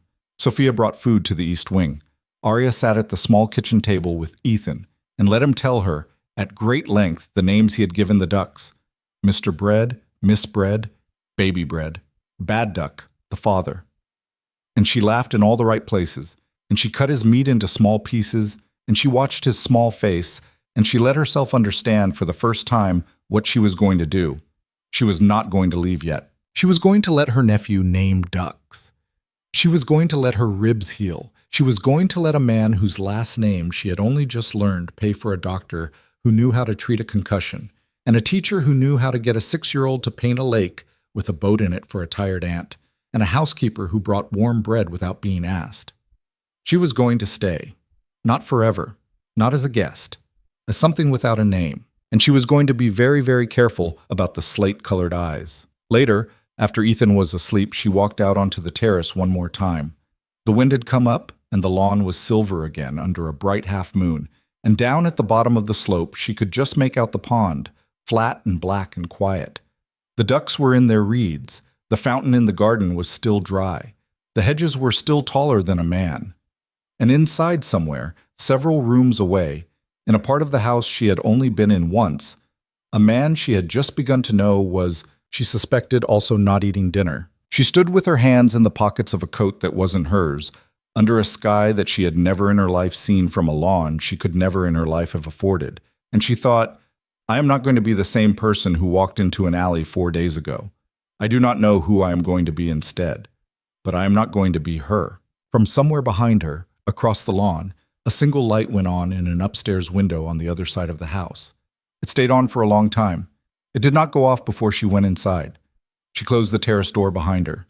She turned the lock. She stood there a moment, her forehead against the cold glass, and then she went down the hall to check on her nephew one more time before she slept. Ethan checked on was breathing the slow, heavy breath of a child who had run too far and eaten too much bread. And Arya stood in the doorway of his room watching the rise and fall of the blanket for longer than she needed to, the way people stand over sleeping children when they have nothing else left in them to do. The next morning she woke before the sun did. She lay on her back in the bed and listened to the house. Somewhere far away, a door opened and closed. Somewhere closer, a floorboard ticked as the radiators warmed up. Outside her window, a bird, some kind of bird, she had no idea what kind of bird. She had grown up in cities where the only birds were pigeons and the pigeons didn't sing, was doing something that sounded close enough to singing that she lay there listening to it for a long time. She thought about Roy Wells in a hospital bed in Hartwell. She thought about Derek in a different hospital bed somewhere else. She thought about the shotgun and the chain and the duct tape. She thought, I should be horrified. She was not horrified. That was the problem. Somewhere between reading the printed articles and watching Lucien Moretti sit very still at an oak table and tell her that he would do it again, some valve had closed in her. She was not horrified. She was relieved. She felt, at the bottom of her chest, a relief so complete and so shameful that she did not know what to do with it. Someone had wanted to hurt her, and someone else had made sure he could not. That was the whole thing. That was the arithmetic. The arithmetic disgusted her. She lay in bed and let the disgust wash over her, and then she got up anyway, because Ethan was going to wake up hungry, and shame did not cook breakfast. She found Lucianus in the kitchen. She had not expected that. She had made her way down the east wing in her socks and the big t-shirt and a pair of sweatpants Sophia had left for her hair up in a lazy knot, and she had walked into the kitchen expecting Sophia or no one at all, and instead there he was at the small table by the window with a cup of coffee in both hands and a newspaper, a real one folded in half, on the chair beside him. He was in a white dress shirt, open at the collar, no tie, the same sleeves pushed to the elbows. His hair was damp. He had just come from the shower. He looked up. Good morning, Miss Bennet. Morning. She stood in the doorway for a second, caught. She did not want to walk past him in sweatpants at 6 in the morning. She also did not want to retreat, which would be worse. I thought you ate in the main dining room. I do. When I eat breakfast, I am having coffee. Coffee, I prefer here. The dining room is formal at this hour. There's a formal hour for coffee. I have found that there is, yes. She went to the counter. The percolator was going on the stove. She poured herself a cup in a mug she found in the cupboard, and she stood with her back to him for a moment longer than she needed to, and then she turned around and leaned against the counter and looked at him. I said I needed a night. You did. It's morning. It is. You're in my kitchen. I am in my own kitchen, Miss Bennett. I have been coming to this kitchen for coffee before sunrise for a number of years. You are in my kitchen. I have not yet decided whether that is a violation of your request. She almost smiled. She didn't quite. She blew on her coffee. Fine. You may stay. I will go, if you prefer. Don't. It's fine. I'm not mad at you. I don't know what I am, but it's not mad. All right. She sat down across from him. She didn't know why. There was a second chair. She took it. She put her coffee on the table between them. He didn't move the paper. He didn't move anything. He took another sip of coffee and watched the kitchen window slowly turn from black to gray to pale pink. Why do you get up this early? She said. I do not sleep well. Since when? 12 years. Oh. Yes. She watched him. There were still those dark smudges under his eyes, slightly lighter than they had been yesterday, not by much. Do you sleep at all? 3 or 4 hours. On a good night, 5, sometimes, if I'm tired in a certain way. What's the certain way? He thought about that for a second. Content, he said. A tired body with a mind that is not chewing on anything. It is a rare alignment. Were you tired like that last night? No. No. No. They drank their coffee. After a while, Sophia came in with a basket of rolls and gave them both a long look. A look Arya couldn't quite read. A look that was not disapproving, not exactly, but that noticed things, and set the basket between them and left again. Arya broke one of the rolls open. It was still warm. She ate half of it before she said anything else. Did you sleep at all last night? Some. Yes. Because a man might die in a hospital in Hartwell, or because of something else. He set down his coffee. He looked at her, the slate eyes still very steady. Because of something else. All right, I won't ask. It was you. What? The other thing. The thing that kept me awake. You have asked. I will answer. It was you. She stared at him. He did not elaborate. He picked up his coffee. He took another sip. He set it down again. He looked out the window. I'm sorry. What? I thought about what you said to me yesterday.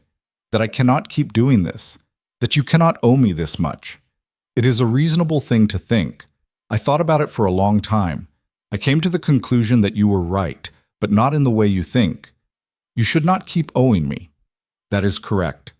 Where we disagree is on the question of who is doing the owing. I have not lent you anything, Miss Bennett. I have not given you anything I would wish back. I have not kept a ledger. I do not plan to. This is what kept me awake last night. I was trying to think how to say it to you so you would believe it. I have not thought of a way, so instead I will say it plainly. He turned back from the window. I do not want your debt. I do not want your gratitude, beyond what any person might feel for another person. I want you to stop counting. That is all. She opened her mouth. She closed it. That's a lot of words for a man who doesn't sleep, she managed. I do not sleep. I read.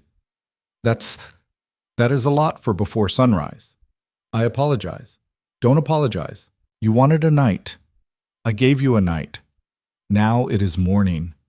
I was not going to pretend I had not thought about it. She looked at him for a long moment. Okay, she said. Okay. I'll try. Try what? To stop counting. He nodded once and picked up his paper. They sat like that for another 20 minutes. She ate another roll. He read his paper. Ethan came padding down the hallway, at some point in a pair of pajamas with the small sailboats, dragging his rabbit by one ear. And when he saw Lucien at the table, he did not stop, and he did not hesitate. He walked over and leaned against the arm of Lucien's chair and looked at the paper.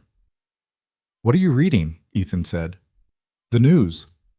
"What's the news say?" "Mostly boring things. Men in suits. Prices of things." "Any ducks?" "No, I'm sorry. I can ask about ducks tomorrow." "Please do." Ethan climbed up into the empty third chair. Lucien, without looking at him, tore off a corner of his own roll and put it on a plate and slid the plate across the table. Ethan took it. Arya, who had been watching this sequence like a woman watching a bomb be defused, got up and went to the cupboard and got him a glass of orange juice without saying anything at all. Something shifted in the house after that morning. Not fast. Nothing in Lucien Moretti's house moved fast. But after that morning, Arya stopped having meals brought to her in the East Wing. She took them in the kitchen, with Sophia moving in and out, and then, by the end of the first week, at the long table in the dining room with Ethan on her right and Lucien at the head, and sometimes 2 or 3 men she did not know at the far end, quiet men, bent over plates, nodding at her but not speaking. And the dining room was the size of a chapel, and the food was always too much. And at first she ate like a person who was not sure the meal was not going to end suddenly. And by the end of the second week, she ate like a woman. The bruises faded. The butterfly bandages came off. The cut on her temple closed into a thin pink line that Pellegrini, when he saw it on his final visit, pronounced no great trouble and nothing a little sun will not repair. And then he took his bag and shook her hand with a grip that was surprisingly warm and told her that she was an intelligent woman with a thick skull, and she was not sure if the second part was a compliment until he was out the door. Ethan started sleeping in his own bed. He stopped carrying the rabbit everywhere by the 10th day. He carried it to breakfast and to bed and on the walks to the pond, and he let it stay on a shelf the rest of the time. And Arya caught herself, one afternoon, sitting on the edge of the bed in the room that was increasingly his and not hers, looking at the shelf with the rabbit on it and thinking, "He is healing," and then thinking, almost in the same breath, "We have to leave." The thing about "we have to leave" was that she could not find a place to put it. She called her mother every day. They were careful conversations. Her mother did not ask whether Arya was sleeping with the polite man because Arya's mother was 63 and had not been born yesterday, and did not need to ask questions she knew the answer to. She asked instead how Ethan was, and whether he was still talking, and whether he was eating, and whether he was making friends. Arya said yes to all of it, truthfully. She did not tell her mother about the pond, or the ducks, or the charcoal coat, or about the way her nephew, the night before, had fallen asleep in the library on a leather couch with his head on Lucien's knee, while Lucien read aloud from a book about a boy and a horse and a very long winter. She did not tell her mother about any of that because if she said it out loud to her mother, she would have to say it out loud to herself. She did, however, talk to Elena. Elena Vargas, the teacher, turned out to be a person Arya could talk to. They started in small pieces. A comment about the weather, a compliment on a painting Ethan had made, a question about reading level. But Elena was 29 years old and had a master's degree in early childhood development from a university Arya had heard of, and she had been working for Lucien Moretti for 3 years. And after the first week, Arya made herself a cup of tea in the kitchen on a Tuesday afternoon and walked it down the hall and knocked on the door of the classroom where Elena was cleaning paint off a table. "Can I sit for a minute?" "Of course." She sat on one of the child-sized chairs, which put her knees somewhere up near her chin, and Elena sat on another one across from her, and Elena didn't say anything. She just waited. That was the thing about people in this house, Arya had noticed. They waited. Nobody chased. "Who are you?" Arya said finally. "Who are any of you? Sophia, Pellegrini, you? Are all of you? I'm sorry. Are you a teacher, or are you a teacher who is also something else?" Elena smiled. It was a tired smile, not an unhappy one. "I am a teacher, Miss Bennett." Arya. "I'm a teacher who has worked for Mr. Moretti for 3 years. Before that, I worked at a private school in the city. Before that, I worked at a public school in the city. Before that, I was a graduate student with very little money who had an uncle in a sort of trouble." "What kind of trouble?" "The kind that ends with a funeral. A small one, closed casket." Elena paused. She looked at her hands. My uncle had made some very unwise decisions. He had owed money to the wrong people, and he was about to do something worse to try to pay it back. Mr. Moretti had known my father when they were both younger men. My father went one way. Mr. Moretti went another. But they remained in contact. When my uncle died, my father called Mr. Moretti, and Mr. Moretti came to the house. And he sat with my father at the kitchen table for 4 hours, and they drank a bottle of something. And when he left, he said to me in the hallway, "When you finish your studies, come to me. I will find a use for you." That is all he said. Arya stared at her. "And you came." 3 years later, yes. I had paid off my student loans by then, working 2 jobs. I was very tired. He offered me a salary that did not seem real. He asked what I wanted to do. I said I wanted to teach. He said, "Then teach." Teach who? At the time, the gardener's son. A very sweet boy. He is in college now. Who else have you taught? Over the years? Yes. A housekeeper's daughter, the groundskeeper's twins, a boy whose mother was in a very bad situation for 2 months, 3 years ago. A girl who stayed here for 1 summer and then went to live with her grandmother in another country. There are others, not at the same time usually.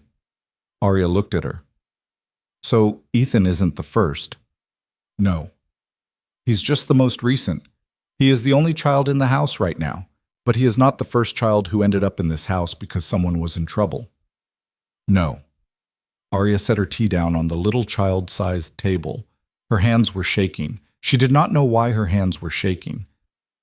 So that's what he does. He collects people. He does not collect them, Elena said gently. I chose my words poorly if I gave you that impression. No one is here who does not wish to be here. The boy and his mother, 3 years ago, they went on to a relative. The girl who stayed for a summer. She had her own grandmother. The gardener's son. He went away to school. Mr. Moretti does not keep people. He puts them where the weather is better for a little while until the storm passes. That is all. For a little while. Yes, not forever. Elena looked at her. Arya could not read the look. No one has stayed forever, Elena said carefully. No one has yet tried. Marasem. There was a night about 3 weeks in when Arya could not sleep. It was nothing in particular. She had eaten too much at dinner, and her body had gone through that strange quiet settling it had started to do now that she was not being hit or chased or screamed at, and the settling had come with a weariness that somehow would not translate into sleep. She lay in the dark for a long time. She could hear Ethan breathing in the next room through the half-open door. She got up. She pulled on a cardigan that Sophia had put in the closet. Black, soft, too expensive for her. And she walked barefoot down the east wing to the kitchen and poured herself a glass of milk. She did not go back to the east wing. She drifted, instead. She had not explored the house. She had confined herself mostly to the east wing, the kitchen, the dining room, the library where Ethan had fallen asleep that night, the back terrace. She had never walked upstairs. She had never gone into the west wing. She had never been in any of the rooms that Lucien Moretti, as far as she could tell, actually lived in. She walked out of this kitchen with her milk. She turned left instead of right. She followed the main corridor to the front hall, and she stood at the bottom of the big staircase for a long moment, looking up. And then, because she had not been able to sleep, and because some reckless, curious, stubborn thing in her had gotten tired of being careful, she went up. The second floor was the long carpeted hall with tall doors on either side. Most of the doors were closed. One, at the far end, was ajar, and a warm yellow light was spilling out of it onto the runner. She should have gone back. She did not go back. She walked down the hall, quietly, in her bare feet. She stopped at the open door. She looked in. It was a study, a big one. 2 walls of bookshelves, floor to ceiling, crammed, a desk under a window that had to look out over the back lawn in daylight, but was black now. A lamp on the desk, a green-shaded banker's lamp throwing a circle of light onto an open book, and 2 photographs in silver frames. Lucien was not at the desk. He was standing in front of a low shelf on the far wall, his back to her, holding something in his hand. A bottle, she thought at first. And then he tilted it, and in the lamplight she saw that it was a small framed photograph, the kind a person kept on a mantelpiece, and he was looking at it the way a person looks at a photograph they have looked at every night for 12 years. She should have backed away. She did not back away. He didn't turn. He didn't flinch. He said quietly, "The floorboard by the door is loud, Miss Bennet. I heard you in the hall." "I didn't mean... I wasn't... It is all right. I was just getting milk. I didn't mean to come up here." "It is all right." He set the photograph back on the shelf. He turned. He was in a soft gray robe over a black t-shirt and pajama pants, and his feet were in leather slippers, and his hair was falling down out of where he usually combed it. And for a second she could not place him. This was not the man at the head of the oak table. It was not the man with the paper at the kitchen window. It was some third man she had not yet met. And then she realized she was looking at him as he was when no one was supposed to be looking at him. I'll go. You do not have to. Come in or go. Either is fine. I do not mind either." She came in. She did not know why she came in.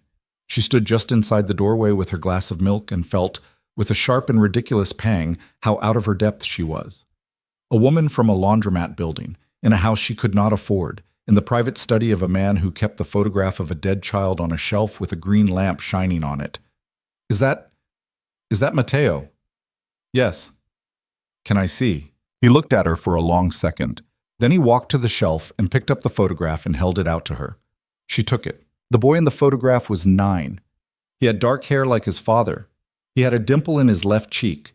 He was wearing a blue soccer jersey 2 sizes too big for him, with grass stains on the knees, and he was grinning at whoever was holding the camera like he had just told a joke. There was a woman in the background of the picture, out of focus, her hand on his shoulder. Arya couldn't make out her face. "He looks like you." "Yes." "Does he?" The jersey. He had scored a goal, his first. He had never scored one before.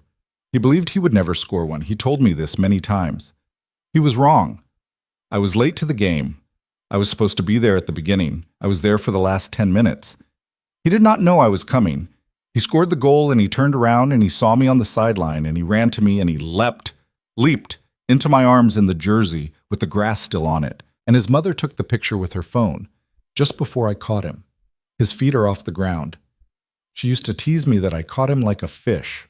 Arya looked at the photograph, at the grin, at the stains on the knees, at the blur of the woman's arm reaching out to keep him from falling forward. What was her name? Isabella. Isabella. Yes. It's a beautiful photograph, Lucien. Yes, it is. She handed it back to him. He put it on the shelf. He did not turn from the shelf for a moment. Then he did. And he looked at her, and she saw with a small painful lurch in her chest that there was wet at his lashes that he had not yet let fall. "I'm sorry," he said. "Don't be. You came for milk." "I didn't come to make you cry." "You have not made me cry. I do this sometimes. In the night, I take the photograph off the shelf, and I look at it, and I put it back. I have done it for many years. It is not a thing to be concerned about. I wasn't going to be concerned." "Good. Lucien." "Yes. Why do you still do it?" "Do what?" "Take the picture off the shelf, every night, after 12 years. He looked at her for a long moment. He didn't answer for so long that she thought he wasn't going to. "Because if I did not," he said, finally, "I am afraid that one day I would take it down from the shelf and find that I did not feel anything. That is the only thing I have left to be afraid of, Miss Bennet. I have buried everything else. So I take it down every night, and as long as I feel something, I put it back." Arya set her milk down on the corner of the desk. She did not know what she was about to do until she was doing it. She walked across the room to him, and she stopped at arm's length, and she reached out and she took his hand. She didn't hold it hard. She didn't lace her fingers with his. She just took it, her palm in his palm. The tattoo on the inside of his wrist was a word in a script she couldn't read, small and black, and up close she could see that it was a name. "Matteo," he said, quietly, seeing where she was looking. In his mother's handwriting. She wrote his name on a piece of paper when he was born, a note to a nurse, and I kept the paper. It is a very strange thing to have done. I did not know I had done it until I found it in a coat pocket a year later. I had it put on my skin because it was the last thing she had written that had nothing to do with being afraid. Arya didn't say anything. After a long second, Lucian looked down at their hands. I do not know what this is, he said. Neither do I. I want to tell you to go back to your room. I know. I'm going to tell you to go back to your room. I know. Miss Bennet, don't call me that right now. Arya. Yes. Go back to your room, please. She let go of his hand. She picked up her milk. She walked to the door. At the door she turned because she had to, and he was still standing in front of the shelf, in his gray robe with his hands hanging loose at his sides, watching her. Lucienne. Yes. If you ever take that picture down and you don't feel anything, come and find me, okay? Don't stop taking it down. Just come and find me. She didn't wait for him to answer. She walked down the hall. She went back down the stairs. She went to bed. She did not drink the milk. She lay in the dark for a long time. She did not sleep well either that night, but she slept better than she had in a year. The week after the study, the phone calls started. The first one came at 3 in the morning. She heard Lucien's voice through the house. Not loud, but carrying, the way a voice carries at 3 in the morning in a big quiet place. He was on the phone. He was speaking Italian. She did not know Italian, but she knew the rhythm of bad news. In the morning, at breakfast, he was already at the table when she came down with Ethan. His eyes were bloodshot. He had not changed his shirt from the night before. Sophia gave him a look that was almost a scolding and put a plate of eggs in front of him that he ate half of, and he pushed the rest toward Ethan, and Ethan ate them with the serious concentration of a boy who had decided that eating Mr. Moretti's extra food was one of his jobs. After Ethan went off to the classroom with Elena, Arya looked across the table at Lucian. Who called? A cousin of mine. Good news or bad? Bad. Can I ask? He considered her. He wasn't used to the new thing between them yet. Neither, clearly, was he. They had been careful all week. Too careful. She had not touched his hand since the study. She had not been alone with him for longer than 3 minutes at a time. They looked at each other and then looked away. They said good morning and good night and nothing in between that was not strictly logistical. And still, at 3 in the morning, when a phone had rung in a part of the house she had never been to, she had heard his voice and known it was his. A man who works for me, he said, has been arrested. For what? Nothing good. The how and the what of it is not important to you. The important thing is that the police are looking into some matters. Some of those matters touch me. They are not likely to find anything. I have spent many years making sure that they could not, but they will look. And for a little while, there will be noise. What kind of noise? Men watching the gate, cars that drive past the property more often than usual, perhaps a warrant or two. Nothing that will trouble you or the boy. You will not see any of it, but I would be lying if I told you nothing had changed. So it's worse here suddenly. No, not worse, just noisier. She looked at him. Lucien. Yes. Are we a problem for you, being here, if the police are going to be paying attention? No. If they're looking at your business and you've got a woman and a child in your house who have no reason to be here, you have every reason to be here. Lucien, you are not a problem. Stop it. If I left right now, would it be easier for you? Yes. She blinked. I'm not going to lie to you, he said. It would be simpler for the next month if you were not here. Simpler is not better. Simpler is simpler. I do not want simpler. I do not want simpler at any price. I want you and the boy safe. The boy is safe here. He is safer here than he would be in any other building in this city, with or without noise. I am telling you the truth. It is noisier here now than it was yesterday. I am also telling you the truth that I do not care, and that you should not go. Arya sat back in her chair. I don't know how to live somewhere where it's noisier means the police are about to pay attention. No, you don't. That is fair. I've never had anything in my life that could be taken away by a newspaper. I know.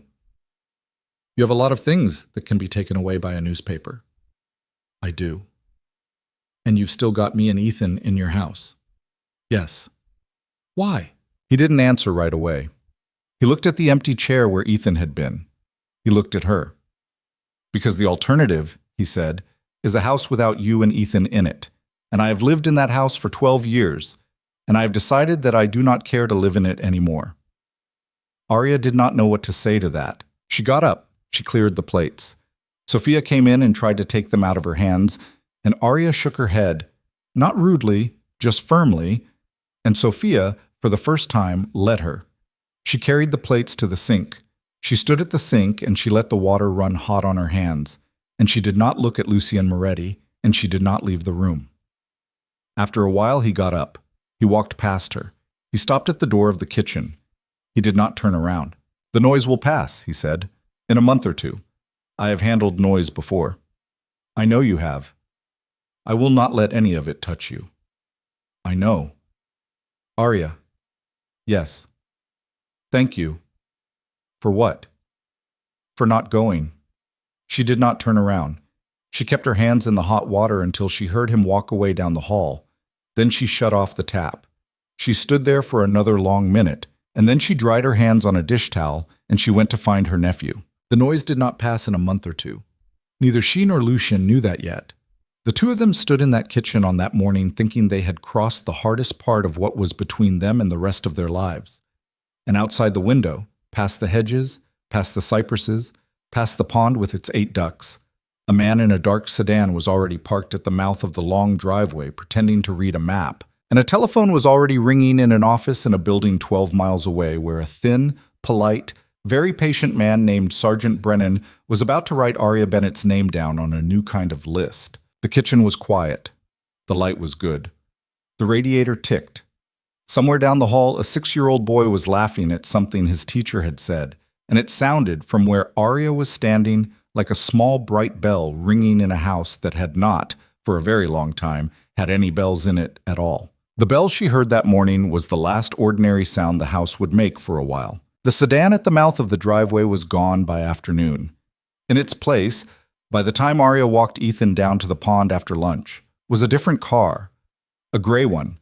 A little farther up the shoulder, pointed the other direction. She saw it from the terrace before they left, and she pretended not to see it, because Ethan was holding her hand and telling her about a book Elena had read to him about a whale who lived under a city, and she did not want the whale to get replaced in his head by a gray car. At the pond, one of Lucien's men was already there, not up close. Standing in the line of the cypress trees, in a dark coat, hands in his pockets, watching nothing in particular. Arya recognized him vaguely.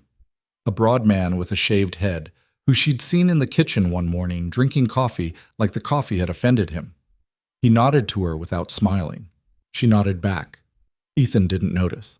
The ducks came up through the reeds in their usual crooked parade, and Ethan shouted their names in the cold air, Mr. Bread, Miss Bread, Baby Bread. And the man in the cypresses stood there with his hands in his pockets, and Arya fed the ducks with her nephew, and thought, this is what noise looks like, and kept smiling so her face wouldn't show anything else. That night, Lucien did not come to dinner. Arya ate with Ethan at the long table, and the 2 quiet men at the far end did not speak, and Sophia moved plates in and out and did not meet her eyes.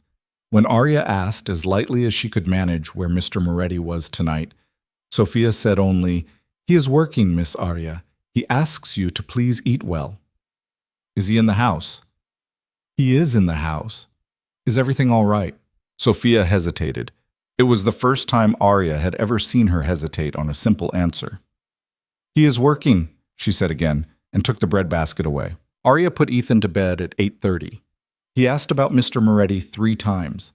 She told him Mr. Moretti was busy tonight, but they would see him in the morning, and Ethan said okay in a voice that did not quite believe her but had learned already, in a new way, that grown-ups had business sometimes, and you did not press. He went to sleep with the rabbit back under his arm. At 9:15, she walked down to the big door at the end of the corridor past the library. It was the door to the long room with the oak table and the fireplace, the room she had walked into unannounced the day of the printed articles. She stopped at the door. She lifted her hand to knock. She didn't. She could hear voices through the wood, men's voices, more than 4. Lucien's among them, low and even. Someone was angry, not shouting, but the hot, pressed-down anger of a man who is not allowed to shout. She heard a chair scrape. She heard someone say her name. She stepped back from the door before she could hear more. She walked back to the east wing very slowly, the way you walk when you do not want your footsteps to sound like retreat. The next morning, Lucien was at the kitchen table at 6, in a dark suit she had not seen before, with a stack of folders by his coffee cup and a pair of glasses she had also not seen before pushed up on his head. Reading glasses. It was the first time she had ever thought of him as a man who might need glasses. It made him older. It made him real. "You're up early," he said, without looking up from the folder. "So are you." "I did not go to bed." "Okay. There's coffee." She poured a cup. She sat down. He worked. She watched him work. He was making notes in the margins of a document in a small, tight hand, and every so often he pulled a page out and set it on a second stack. After a while, she couldn't stand it anymore. "Lucien." "Yes." "Are you going to tell me what is happening?" He set the pen down.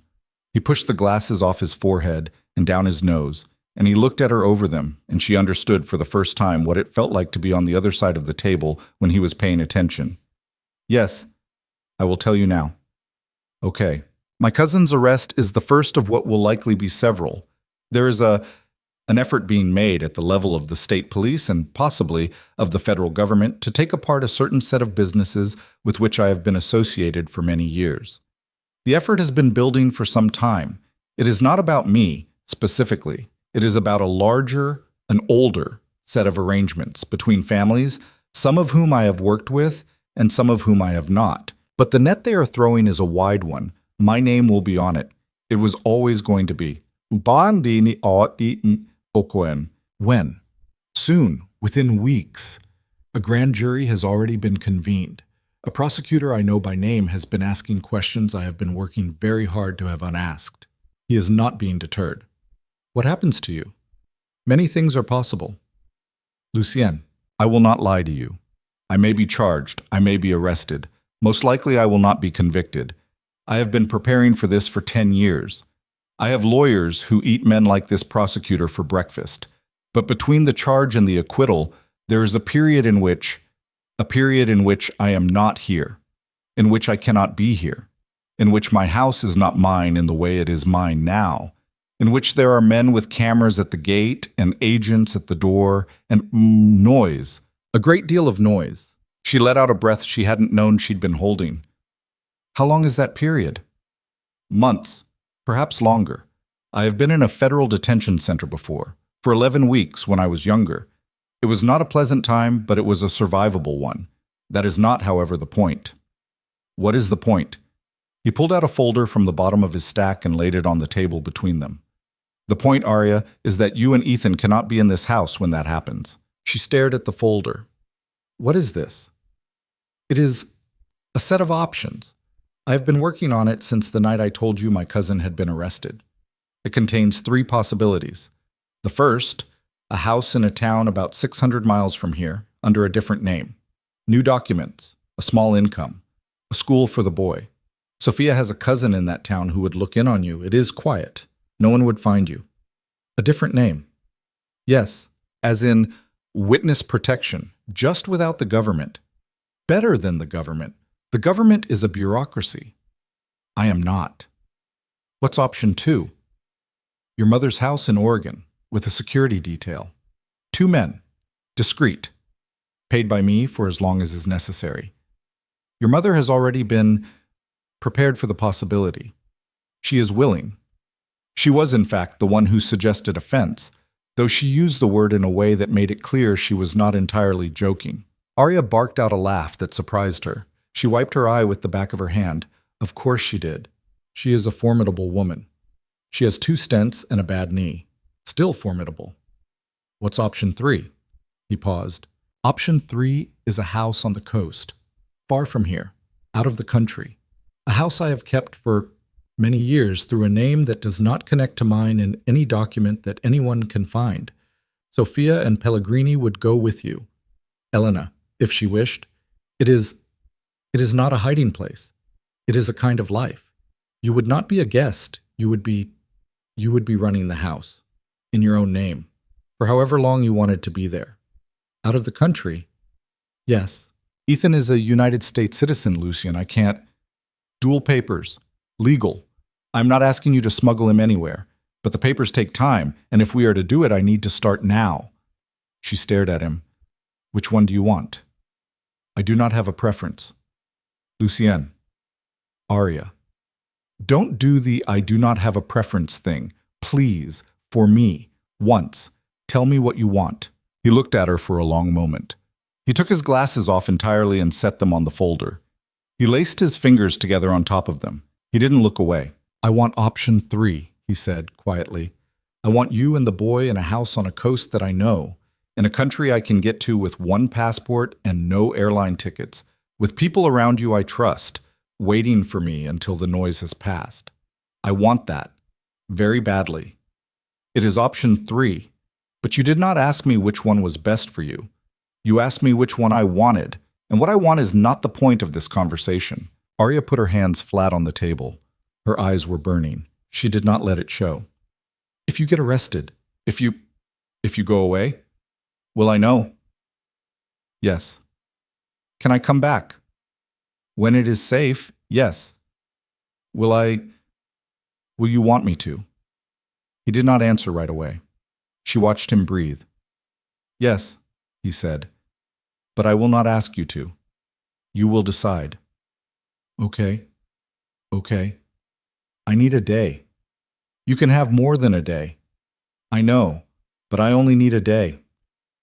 She spent that day in the garden. It was the end of February, and the garden was not yet alive, but there was a thin sun, and the gardener, a man she had seen once or twice without knowing his name, a small, weathered man with a faded blue cap, had started turning the beds, and the dirt was black and wet and smelled the way dirt was supposed to smell.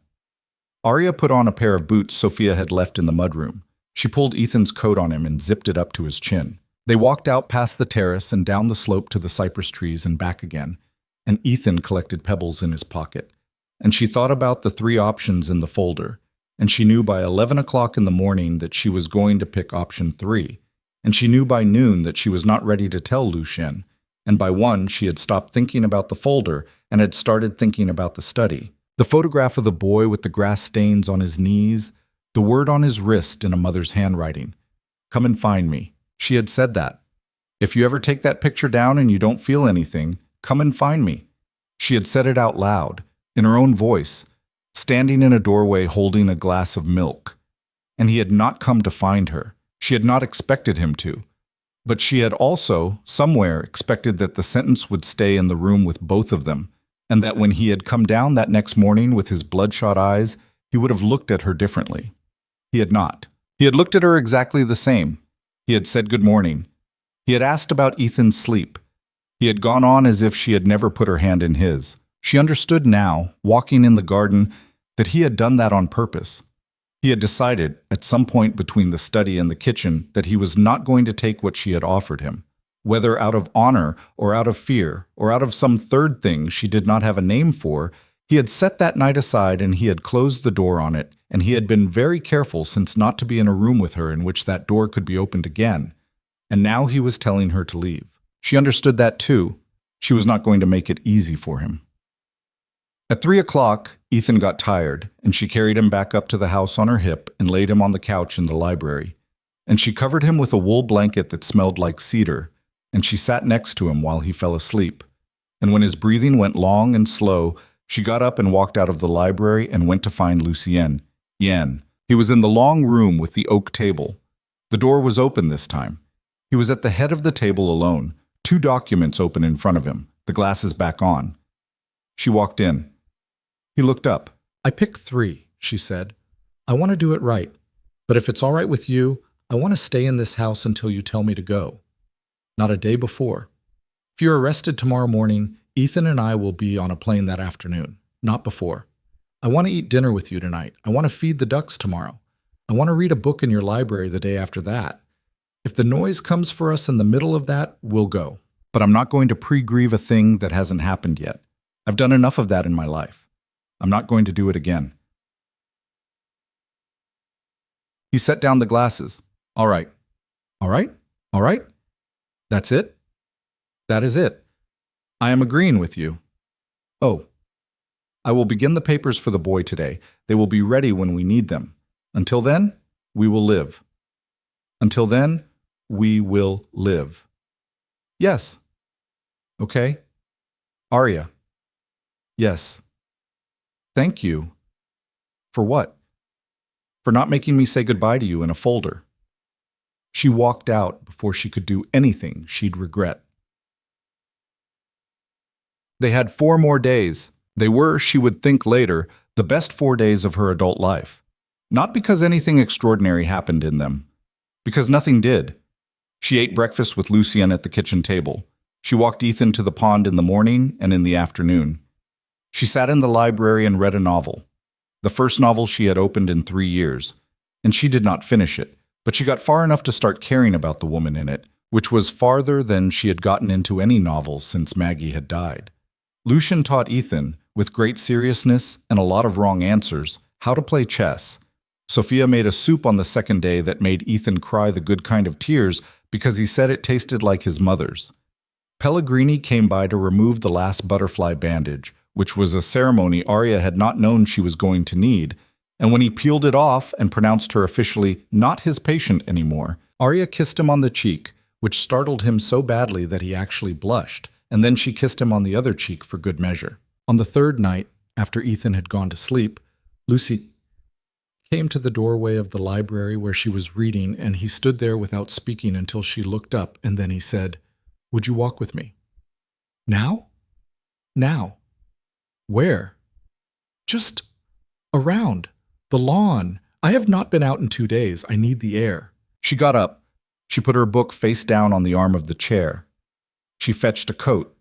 They walked out the terrace door into the cold and down the slope, and he put his hands in his pockets, and she put hers in hers, and they walked side by side down to the pond without speaking, and stood there at the edge of the reeds, looking out over the black water. After a while, he said, "Do you know, I have walked around this lawn perhaps 10,000 times in 12 years, and I have never once walked it with another person."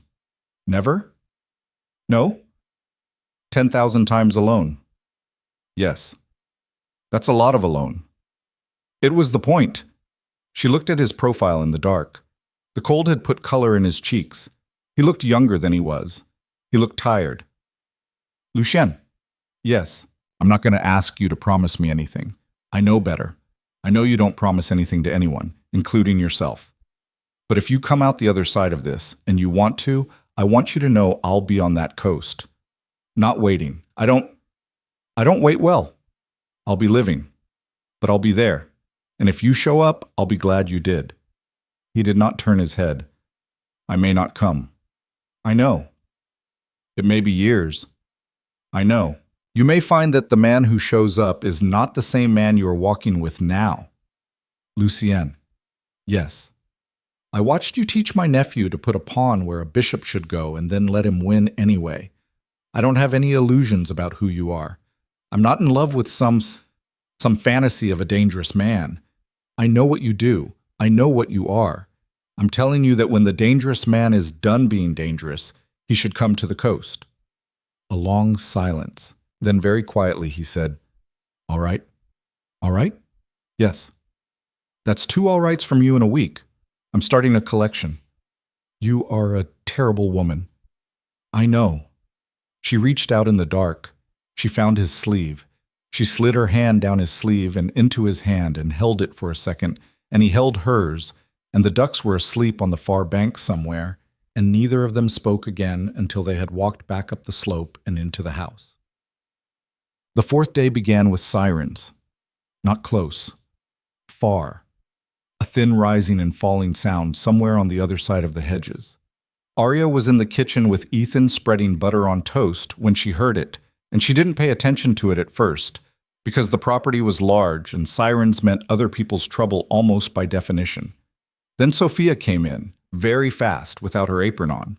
That was the thing that told Arya. Sophia was never without her apron. "Miss Arya, please, come with me. Bring the boy." "What's happening?" "Please, Mr. Moretti asks. Arya didn't argue. She lifted Ethan off his stool. She grabbed his coat off the back of the chair. She followed Sophia down the hall, not toward the east wing, toward the front of the house. They passed two men she had never seen before, in black tactical vests, standing in the main corridor with radios in their hands. She did not ask. She did not slow down. Sophia, the gate, Miss Arya. Some men at the gate. Police? We do not know yet. Maybe not. Mr. Moretti says the basement. The basement. It is comfortable, please. She carried Ethan down 2 flights of stairs behind Sophia. The basement was not what she expected. It was a long, warm room with rugs on the floor and a small kitchen and 2 couches and a television on a shelf, and it had no windows. Elena was already there, sitting on one of the couches, with her hands folded in her lap. She stood when they came in. Arya. Elena. It will be all right. What is happening? A car drove through the gate. 2 men in the car. They are not police. Mr. Moretti is dealing with it. 2 men. Yes. From where? Elena hesitated. Then she said gently, From Hartwell, we think. Arya went cold all over. She set Ethan on the couch. She knelt in front of him. She took his face in both her hands. Her own hands, she noticed with a strange clarity, were not shaking. Ethan, baby, listen to me. We're going to sit in this room for a little while. It's warm. There are books. Miss Elena is going to read with you.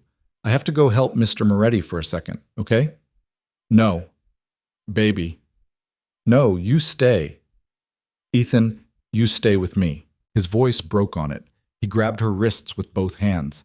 His hands were so small and so strong, and his face was collapsing, and she had not seen him look like this since the night Derek had kicked her door in, and she almost couldn't speak. Okay, she said. Okay, baby, I'll stay. I'm not going anywhere. She sat down on the couch. She pulled him into her lap. He put his face in her neck. He didn't cry. He just shook, very small, very tight, and she held him, and Elena sat on the couch across from them with her hands folded and did not move, and Sophia went to the door and stood with her back to it like she was going to personally hold the door shut with her shoulder if she had to. They sat like that for 47 minutes. Arya knew how long it was because there was a clock on the shelf above the television, and she watched the minute hand, and she did not let herself look away from the minute hand.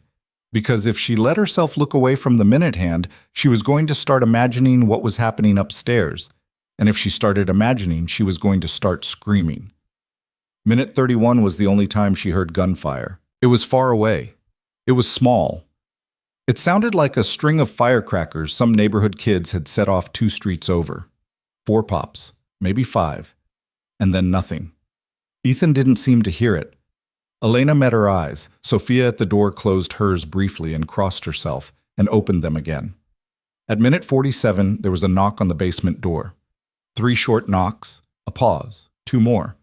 Sophia exhaled. She unlocked the door. The man with the shaved head came in. The one from the cypress trees. He had blood on the sleeve of his coat and a long scratch down the side of his face. He looked at Arya. Miss Bennett, Mr. Moretti asks that you come upstairs, please. He is in the front hall. He is fine. He wanted you to hear that from him. Is anyone hurt? No one from the house. The men. One is alive. One is not. Which one? The one who is alive will be going to a hospital shortly. I believe he was the driver. And the other? The other was a man named Caleb Pryor. He was a friend of Mr. Roy Wells. Mr. Moretti asks me to tell you this because he says you would want to know the name, and that no one else will know it from now on, because the matter will be closed very quickly. Arya nodded. She did not feel anything. She was going to feel something later, she knew. Not now. She lifted Ethan off her lap. She stood him on the floor. She knelt in front of him again. Baby, Mr. Moretti is fine. I'm going to go see him for a second. I'm going to come right back. Is it okay if you stay here with Miss Elena for 5 minutes? Just 5. 5. 5. I'll be back before you finish a book with her. He nodded. She kissed his forehead. She followed the man with the shaved head up the stairs. The front hall was a mess. A glass panel in one of the big double doors was shattered, and there was broken glass on the marble floor in a long scatter. Something had been knocked off the wall. A picture, she thought. She couldn't tell. Two men were carrying a third man out through a side door, the third man in a kind of heavy black bag that she forced herself not to look at for long enough to understand. A fourth man stood at the foot of the staircase with a radio pressed to his ear, talking in Italian, fast. The air smelled like gunpowder and cold air from the broken door. Lucian was standing in the middle of the hall. He was in shirt sleeves. He had not been wearing a coat when whatever had happened had happened. There was blood on the front of his shirt, a long streak of it, not his. She could tell it wasn't his because he was standing there completely upright, and his color was good. His right hand was wrapped loosely around his left wrist. There was a graze on the knuckles of his left hand. His hair had come down over his forehead. He was breathing a little hard. He turned when she came in. For a second, he didn't say anything. For a second, neither did she. Then she crossed the hall, through the glass, in her slippers. She noticed later that she had glass embedded in the rubber sole. She didn't feel it at the time. And she walked up to him and she put both hands on his chest, flat, and she pushed him, not hard, but she pushed him. And she said in a voice that surprised her, "You were in a gunfight in your front hall." "Yes." You were in a gunfight in your own house, Lucian. Yes. I was in the basement. Yes. With a 6-year-old. Yes. I don't know what to do with this. I know. Are you okay? Yes. Is that someone's blood on you? It is not mine. Whose is it? It does not matter. She stared at him. She had her hands on his chest, and she could feel his heart. It was going fast, much faster than his face. Lucien. Yes. We are leaving tonight. Yes. We are leaving tonight. Yes, Arya. Yes.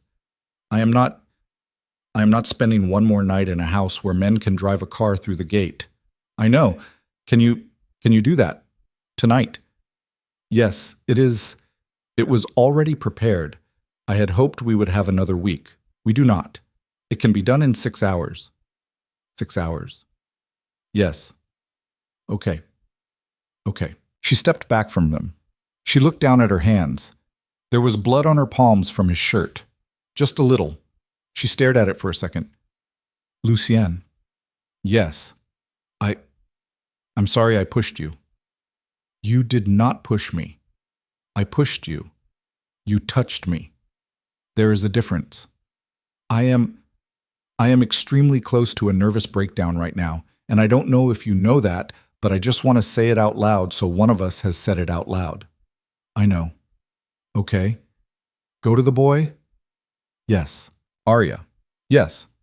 When I come down, in 6 hours, I will be on the plane with you. She looked at him. You said you couldn't leave. I said many things. Some of them were true when I said them. They are not true anymore. The men in that car were sent by the brother of the man in Hartwell, who is now awake, and who has been speaking to people he should not have been speaking to. A line has been crossed today in a way that I did not anticipate so soon. If I stay in this country for one more week, I will spend the next 5 years in a courtroom explaining a pile of bodies. If I go tonight, I will spend those same 5 years in a house on a coast. I have made my choice. I'm not asking you for a thing. I'm telling you that I'm getting on the same plane. Lucien. Yes. Don't do this because of me. I am not. If you are... Arya. He said her name very softly, blood on his shirt, glass at his feet. I am doing this because the man I was at 20 would have stayed and burned his life down in front of a jury and called it honor. I am not 20 anymore. I am tired. I have a reason to be tired that is worth tiring for. That is you. That is the boy. That is not you making me do anything. That is you being somewhere and me walking toward it. Do you understand the difference? She swallowed. Yes. Good. Okay. Go to the boy. She went. Done. 6 hours was not enough. 6 hours was all they had. She packed 2 duffel bags. Ethan's clothes, his rabbit, the drawings he had made. Her own clothes. Most of them clothes that were not even hers. Clothes Sophia had put in her closet in the first week. clothes that fit her perfectly in a way that suggested someone had been paying close attention to her. The tin box with Maggie's birth certificate and the custody papers. A framed photograph of Ethan and Maggie that she had kept on her nightstand since she'd gotten to the house. Sophia and Pellegrini packed in an hour with the kind of speed that suggested they had been packed, in a sense, for years. Elena packed in 40 minutes and cried once, very quietly, in the hallway, and then stopped and did not cry again. Arya called her mother. "Mom? Honey, we're leaving tonight. Okay? I don't know when I can call again. It might be a few days, it might be 2 weeks. I don't want you to worry. I'm safe. Ethan's safe. We're going somewhere. I can't say where." "Okay. Okay? That's it? Mom, I told you I was going off the grid. You didn't yell at me." Arya. "Yes. The polite man asked me a month ago what I would do if you left the country. I told him I would pack a bag and come with you. He told me very gently that I could not come with you. I cried. Then I yelled at him. Then I hung up on him. Then I called him back and told him I was sorry, and he said I had nothing to be sorry for, and then he sent me a basket, Arya, of something called panettone, which I had never heard of, and I have been eating it for 3 weeks and gaining weight. I have had a lot of time to do my yelling. I am done yelling. Get on the plane. Call me when you can. Don't let Ethan forget who his grandmother is. That is all I am asking." Mom, I love you. I love you. Go. She went. At 10 o'clock at night, she stood with Ethan on her hip at the bottom of the staircase in the front hall. The glass had been swept. The broken panel had been covered with a piece of board. Sophia and Elena were already in one of the cars in the driveway. Pellegrini was putting a small leather bag in the trunk of another. 2 of Lucien's men stood at the door in their coats and did not look at her. Lucien came down the stairs. He had changed his shirt. He was in a dark coat. He was carrying nothing but a small black duffel and the photograph from the study, wrapped in a silk scarf, tucked under his arm. He stopped on the last step. "Ready. Ready." Ethan, in her arms, leaned out toward him. It was the first time he had ever done it. Arya felt it in her chest. Lucien, without saying anything, stepped off the last stair and took the boy. Ethan put his cheek on Lucien's shoulder. He did not cry. He did not look afraid.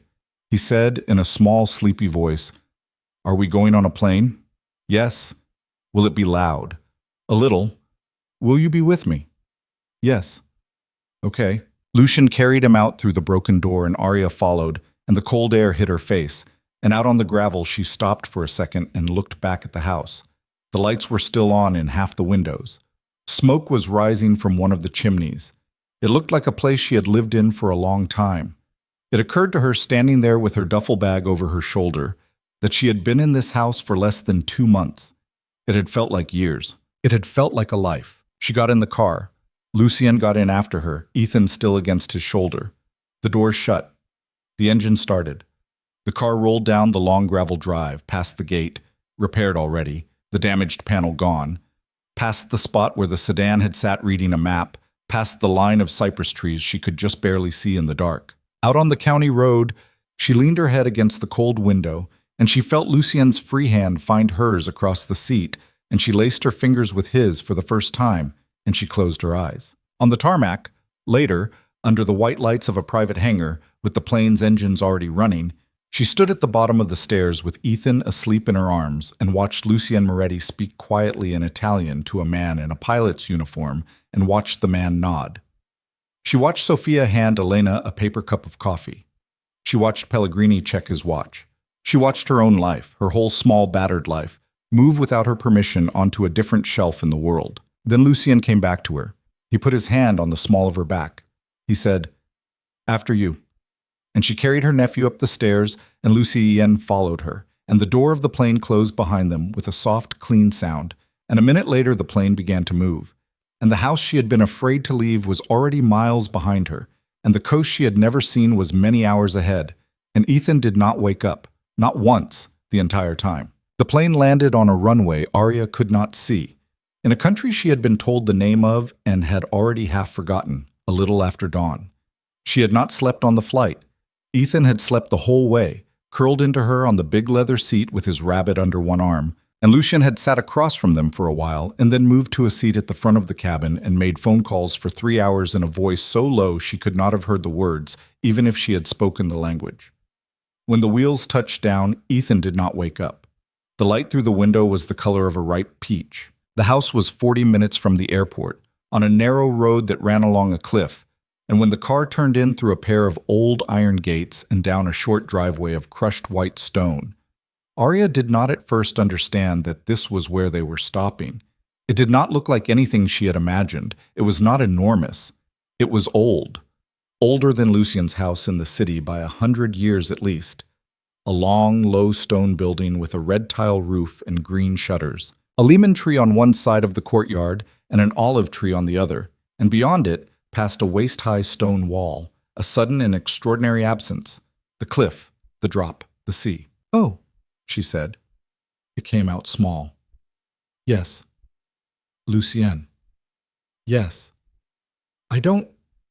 This is the house you kept under another name for 12 years."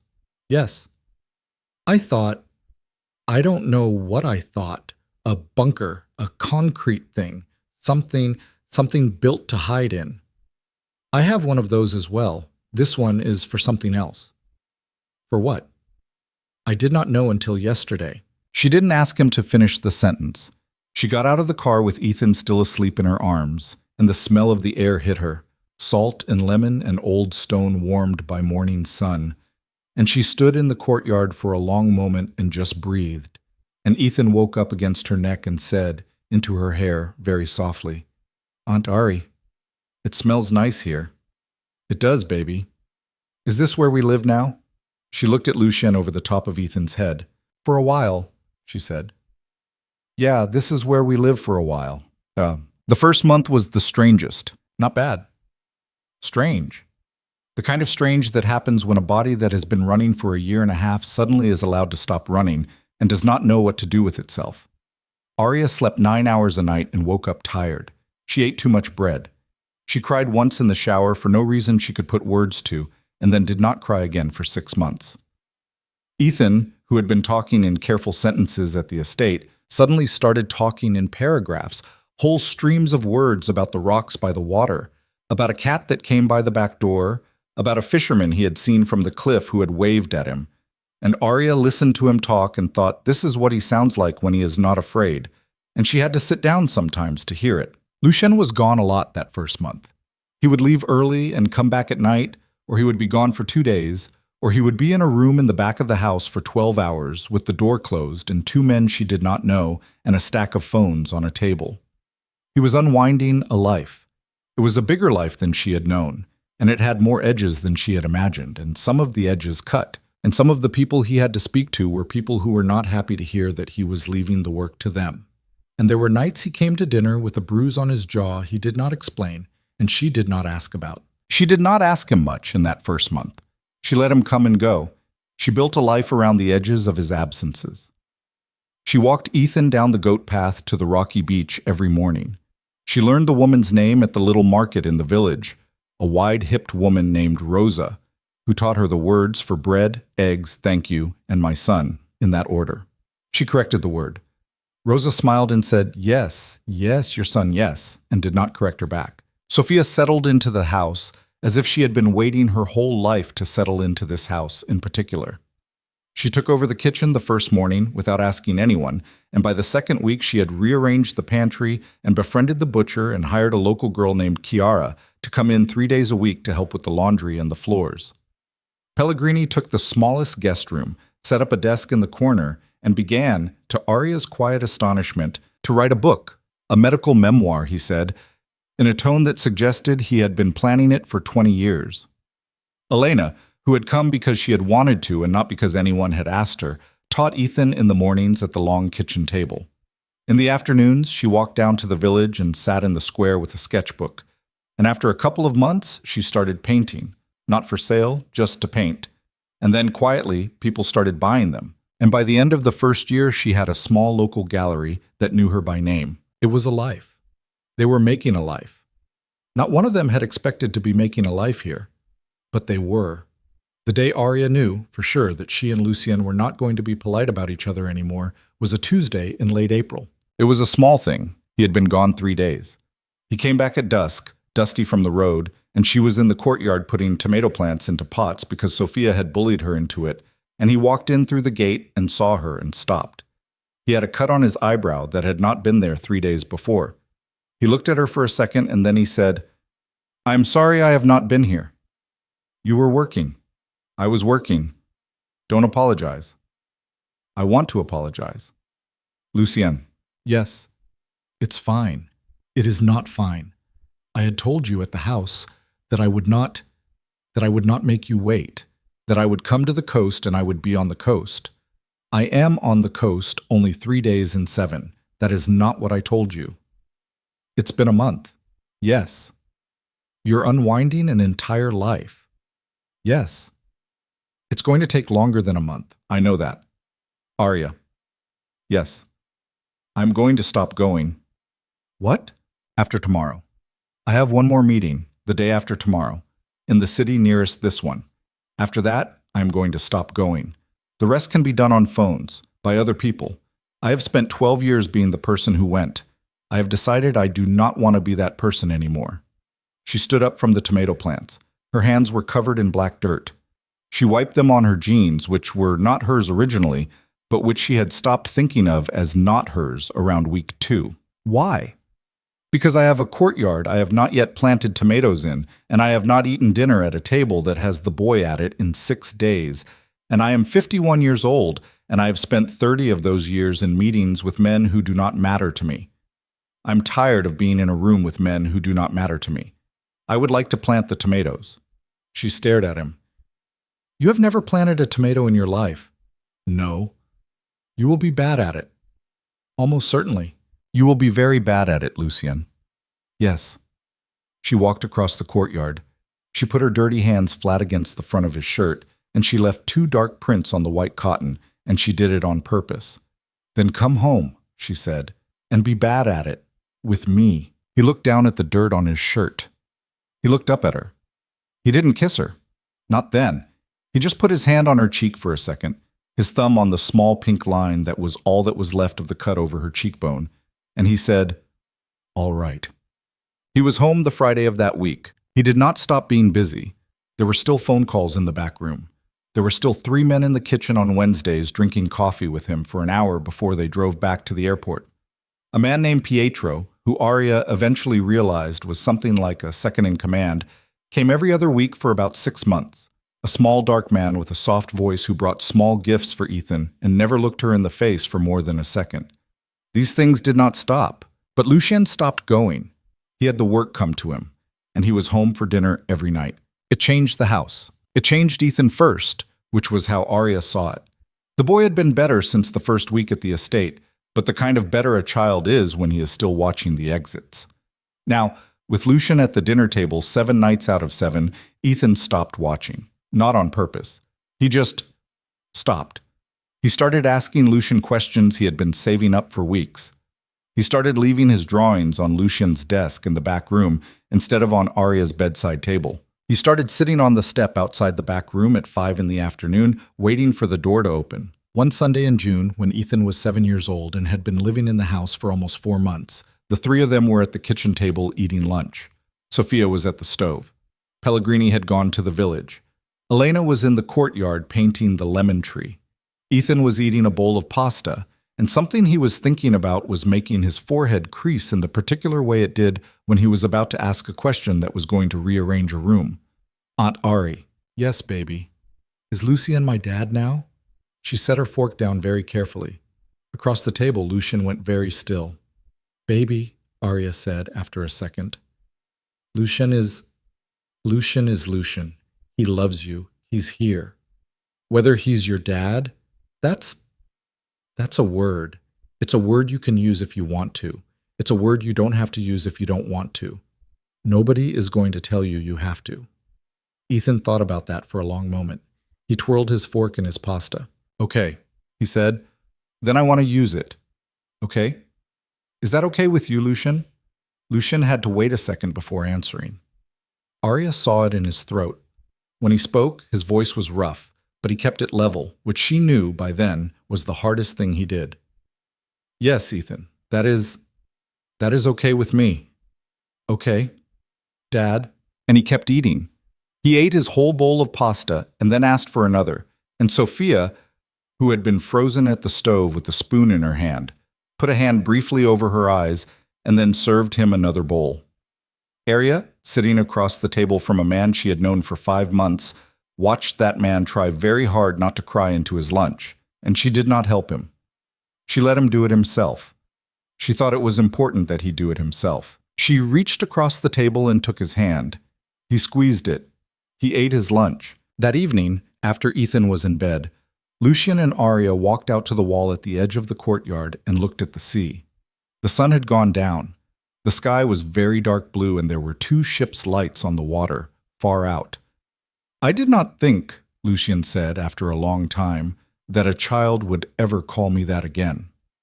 I know. I did not know what it would feel like. I know. It hurts. I know. It is a good hurt, mostly. Yeah? Arya. Yes. I think I would like, at some point, when you are ready, I think I would like to marry you. She laughed. She couldn't help it. It came out of her before she could stop it. What? Was that a bad way to say it? It was a... Lucienne. It was...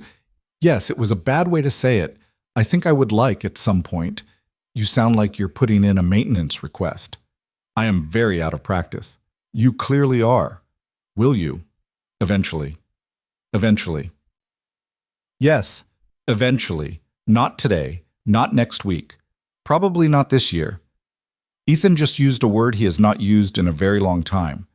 And I don't want to stack things on top of each other and have him think he has to use any other words before he's ready. I want him to have just that one word for a while. Just Dad. Nothing else.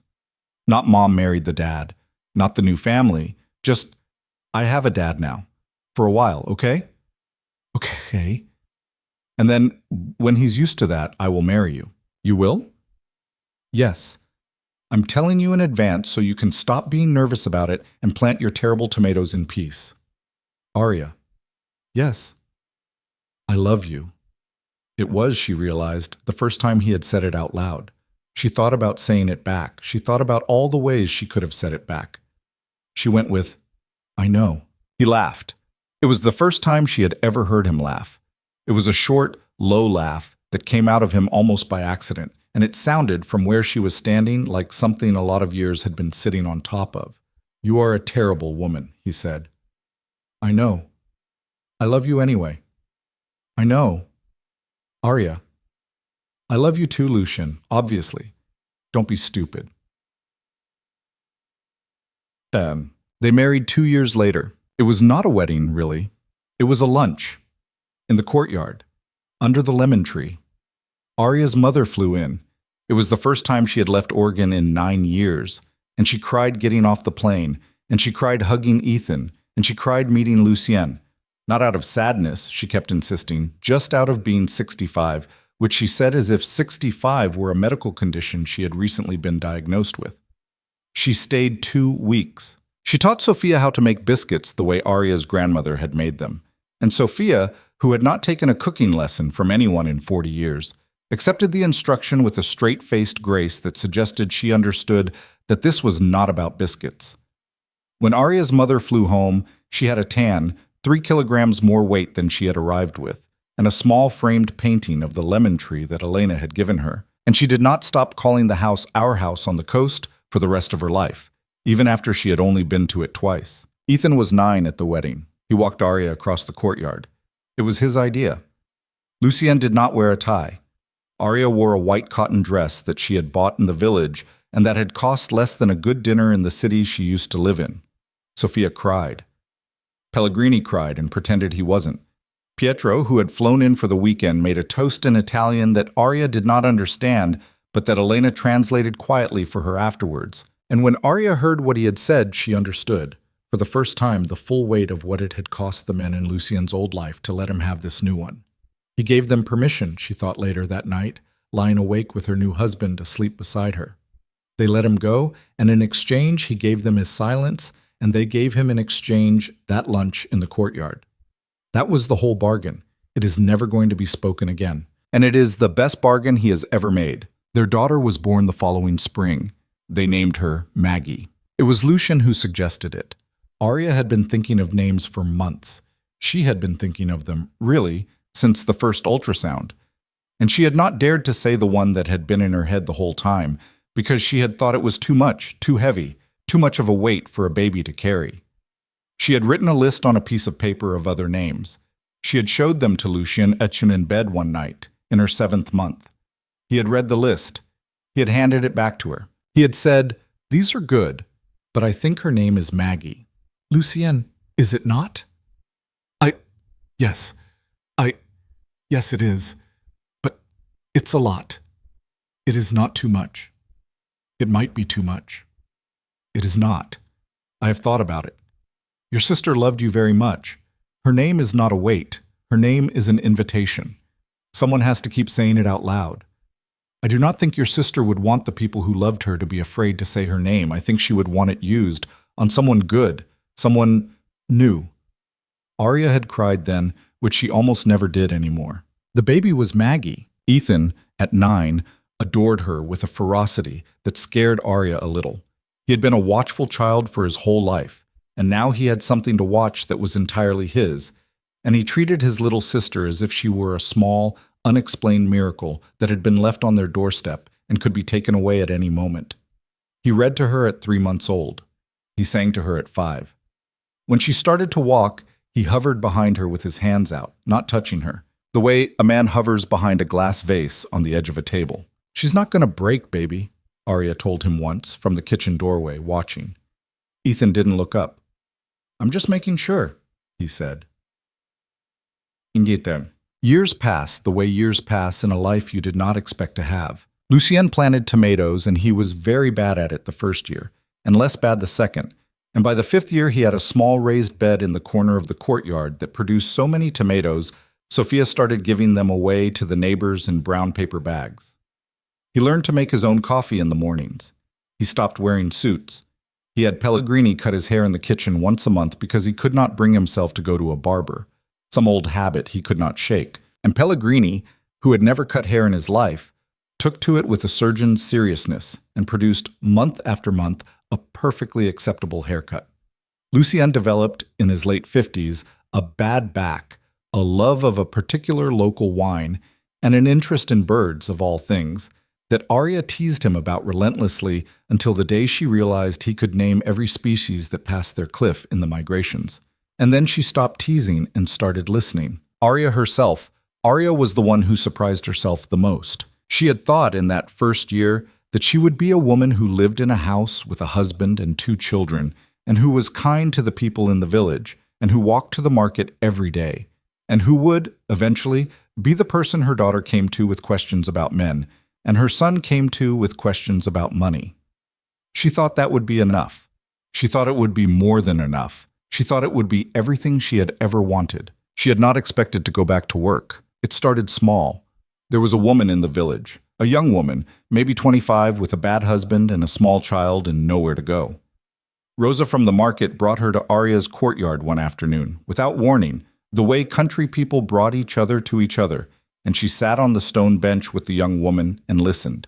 And the young woman did not speak any English, and Arya did not speak enough of the local language to keep up, and they managed anyway, the way women had always managed, with their hands and their eyes and the small shared grammar of a bruise. The young woman slept in the guest room for 6 weeks. When she left, she had papers and a job in another town and a bank account. Arya had arranged it.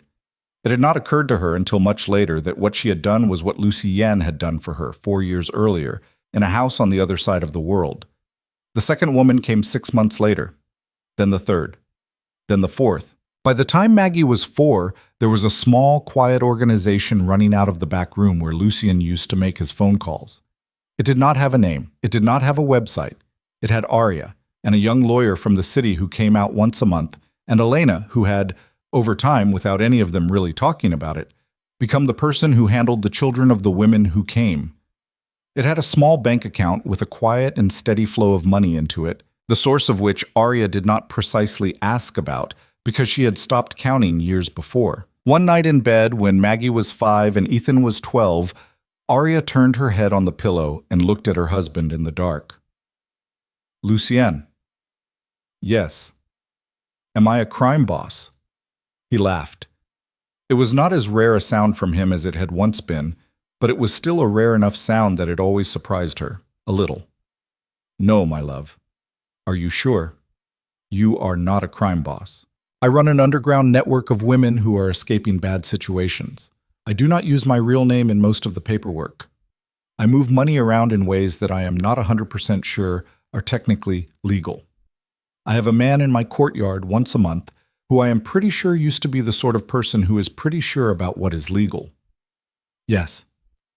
"So am I." "You are a philanthropist." "Lucien." "You are." "You are biased." "Yes." "I'm being serious." "So am I." "You are not a crime boss, Arya. A crime boss does a great deal of harm in order to do a little bit of good, sometimes, on the side, for the people they already love. You do a very small amount of paperwork irregularity in order to do a great deal of good for people who have no reason to love you. It is not the same thing. It is the opposite thing. Is that a distinction you were taught, or one you made up just now?" "I made it up just now. I think it is true anyway." "I love you." "I know." She rolled over. She put her head on his chest. After a while, he said, "I used to lie awake in that study for 12 years and look at the photograph of my son. And I used to think, I have ruined everything I loved, and I have been given nothing to replace it. And this is the shape of my life now. And I will live it because I do not deserve to stop. I thought that for 12 years, Arya, every night. I want you to know that. I thought it like a prayer. Lucien, I do not think it anymore. I know you don't. I just wanted to say it out loud, once, in this house. So it had been said in this house. Okay. Arya. Yes. Thank you. For what? For not letting me put the picture back on the shelf and feel nothing. She did not answer. She didn't need to. She lay against him in the dark and listened to his heartbeat under her ear, and outside the window the sea was doing what the sea always did at that hour, which was nothing much. And somewhere down the hall her daughter was asleep with her mouth open, and her son was asleep with a book on his chest, and a house full of people who had also been given a second chance at being alive were sleeping in their own rooms. And the whole thing, which should not have worked, which had no business working, was somehow working and had been working for years. Many years later, after Ethan had grown tall and quiet and kind, and had gone away to a university in the north and come back with a degree in something to do with ocean science that Arya, who had never quite understood what he actually did, nonetheless bragged about at every opportunity. After Maggie had become a teenager with her mother's stubbornness and her father's ability to sit very still and get her way just by waiting. After Sophia had died at 81, in her own bed in this room off the kitchen she had claimed 22 years earlier, and they had buried her in the village cemetery, and Pellegrini had cried so hard Lucien had had to hold him up, and Pellegrini himself had gone 3 years after that, peacefully, in his sleep, with his unfinished memoir in a drawer that Elena later published for him privately in a run of 20 copies, one of which sat on the shelf in the courtyard study next to the old photograph of a boy in a soccer jersey. After Arya's mother had died in Oregon at 84, and Arya had flown home for the first time in 17 years and stood over her mother's grave in a cold drizzle and said, "You did good, Mom. You did good." There came an afternoon late in the autumn when Arya sat on the stone bench in the courtyard with a mug of coffee and watched her grown son push her granddaughter on a swing they had hung from the low branch of the lemon tree. She was 60. Her hair was shot through with silver. Her hands were the hands of a woman who had been planting tomatoes and making soups and typing letters for a very long time, and her back hurt in the mornings, and her knees were not what they had been. She was, by her own quiet reckoning, happier than she had any right to be, and old enough to understand that that was the correct way for a life to end up, with more good in it than you had earned, and a faint private embarrassment about how much of the good had come from people you had not asked for. Lucien came out of the house with his own coffee. He was 71. He moved slower than he had.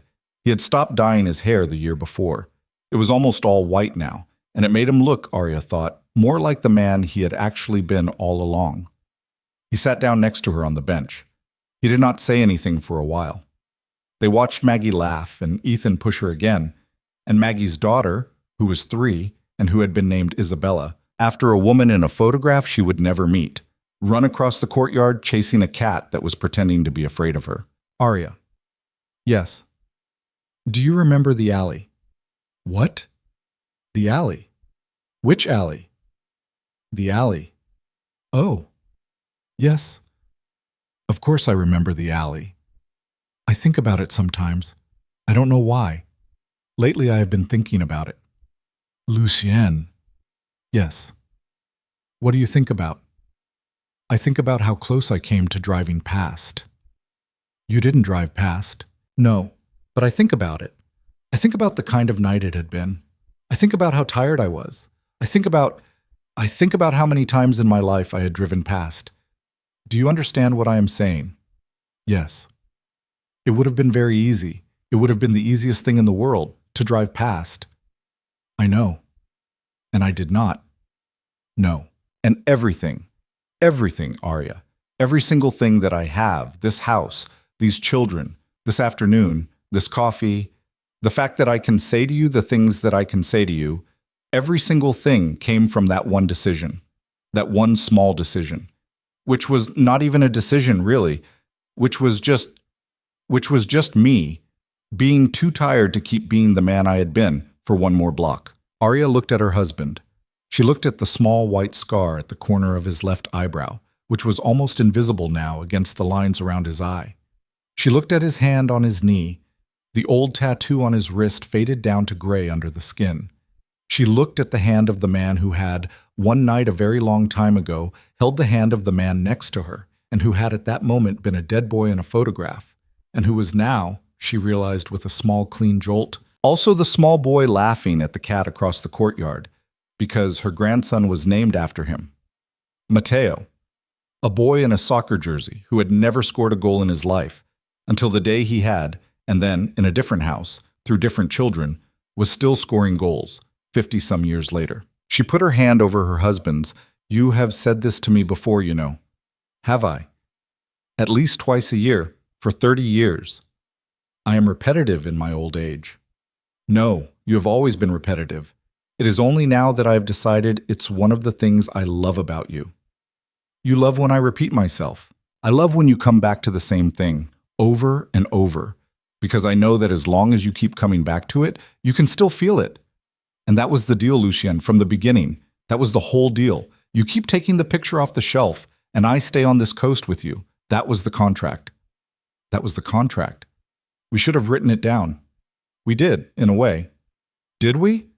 Yes, look around you. She looked around her. She looked at the lemon tree and the olive tree and the stone wall at the edge of the courtyard with the sea beyond it, and her son pushing her daughter on a swing, and her granddaughter chasing a cat, and the light on the stones, and a dish towel that Elena had forgotten on the back of a chair, and that Arya did not, for reasons she did not quite understand, get up to move, and she thought about the young woman she had been, the worn-out waitress in the diner with the neon sign that read OPE. And she thought, that girl would not have believed this. That girl would not have dared. That girl thought her whole life was a pair of hands too tired to unclench, and a child who would not speak, and a man who was going to kill her in a parking lot, and a set of locks that would never hold. That girl could not have imagined the lemon tree. She thought, but that girl did one thing right. She got in the car. She didn't know what kind of car it was. She didn't know where it was going. She didn't know whose hands were on the wheel. She did not know, and she got in anyway. Not because she was brave, because she was too tired to be anything else, and the car was the only car, and the man was the only man, and the choice was not between safe and unsafe, but between one kind of drowning and another, and the car had a heater, and her nephew was cold. She got in, and everything else came from that. She thought, that is the only lesson I have. That is the only thing I know that I did not know 25 years ago. You do not get to be certain when you make the choice that saves your life. You do not get to know. You get to be tired and scared and absolutely out of better ideas, and you get to reach your hand toward the thing that does not look like your rescue. And you get to, sometimes, if you are lucky, if the world has been paying attention, you get to find out, decades later, sitting on a stone bench in a courtyard, that the thing you reached toward was the thing that opened up your whole life. And you do not get to know that in the moment, ever. That is the deal the world makes with us. That is the whole deal. That is why so many people drive past. She squeezed her husband's hand. Lucienne. Yes. I'm glad you didn't drive past. I am too. Me too, what? I am glad I didn't drive past. That's what I said. I know, I was agreeing. It is an old man's tick. I agree too much. You agree exactly the right amount. You're being kind. I am being accurate. I have had a long time to collect data. He laughed. He leaned back against the stone. Across the courtyard, Ethan caught Isabella as she ran past and spun her in a circle, and Maggie jumped off the swing and went to join them. And the three of them, the boy who had not spoken for a year, and the girl named for a sister in a grave, and the little girl named for a woman in a photograph, stood in a pool of late afternoon sun and laughed the particular laugh of people who have no idea yet how much they are loved, because they have always been loved, and they think that is how everyone lives. Arya watched them. Her coffee had gone cold. She didn't care.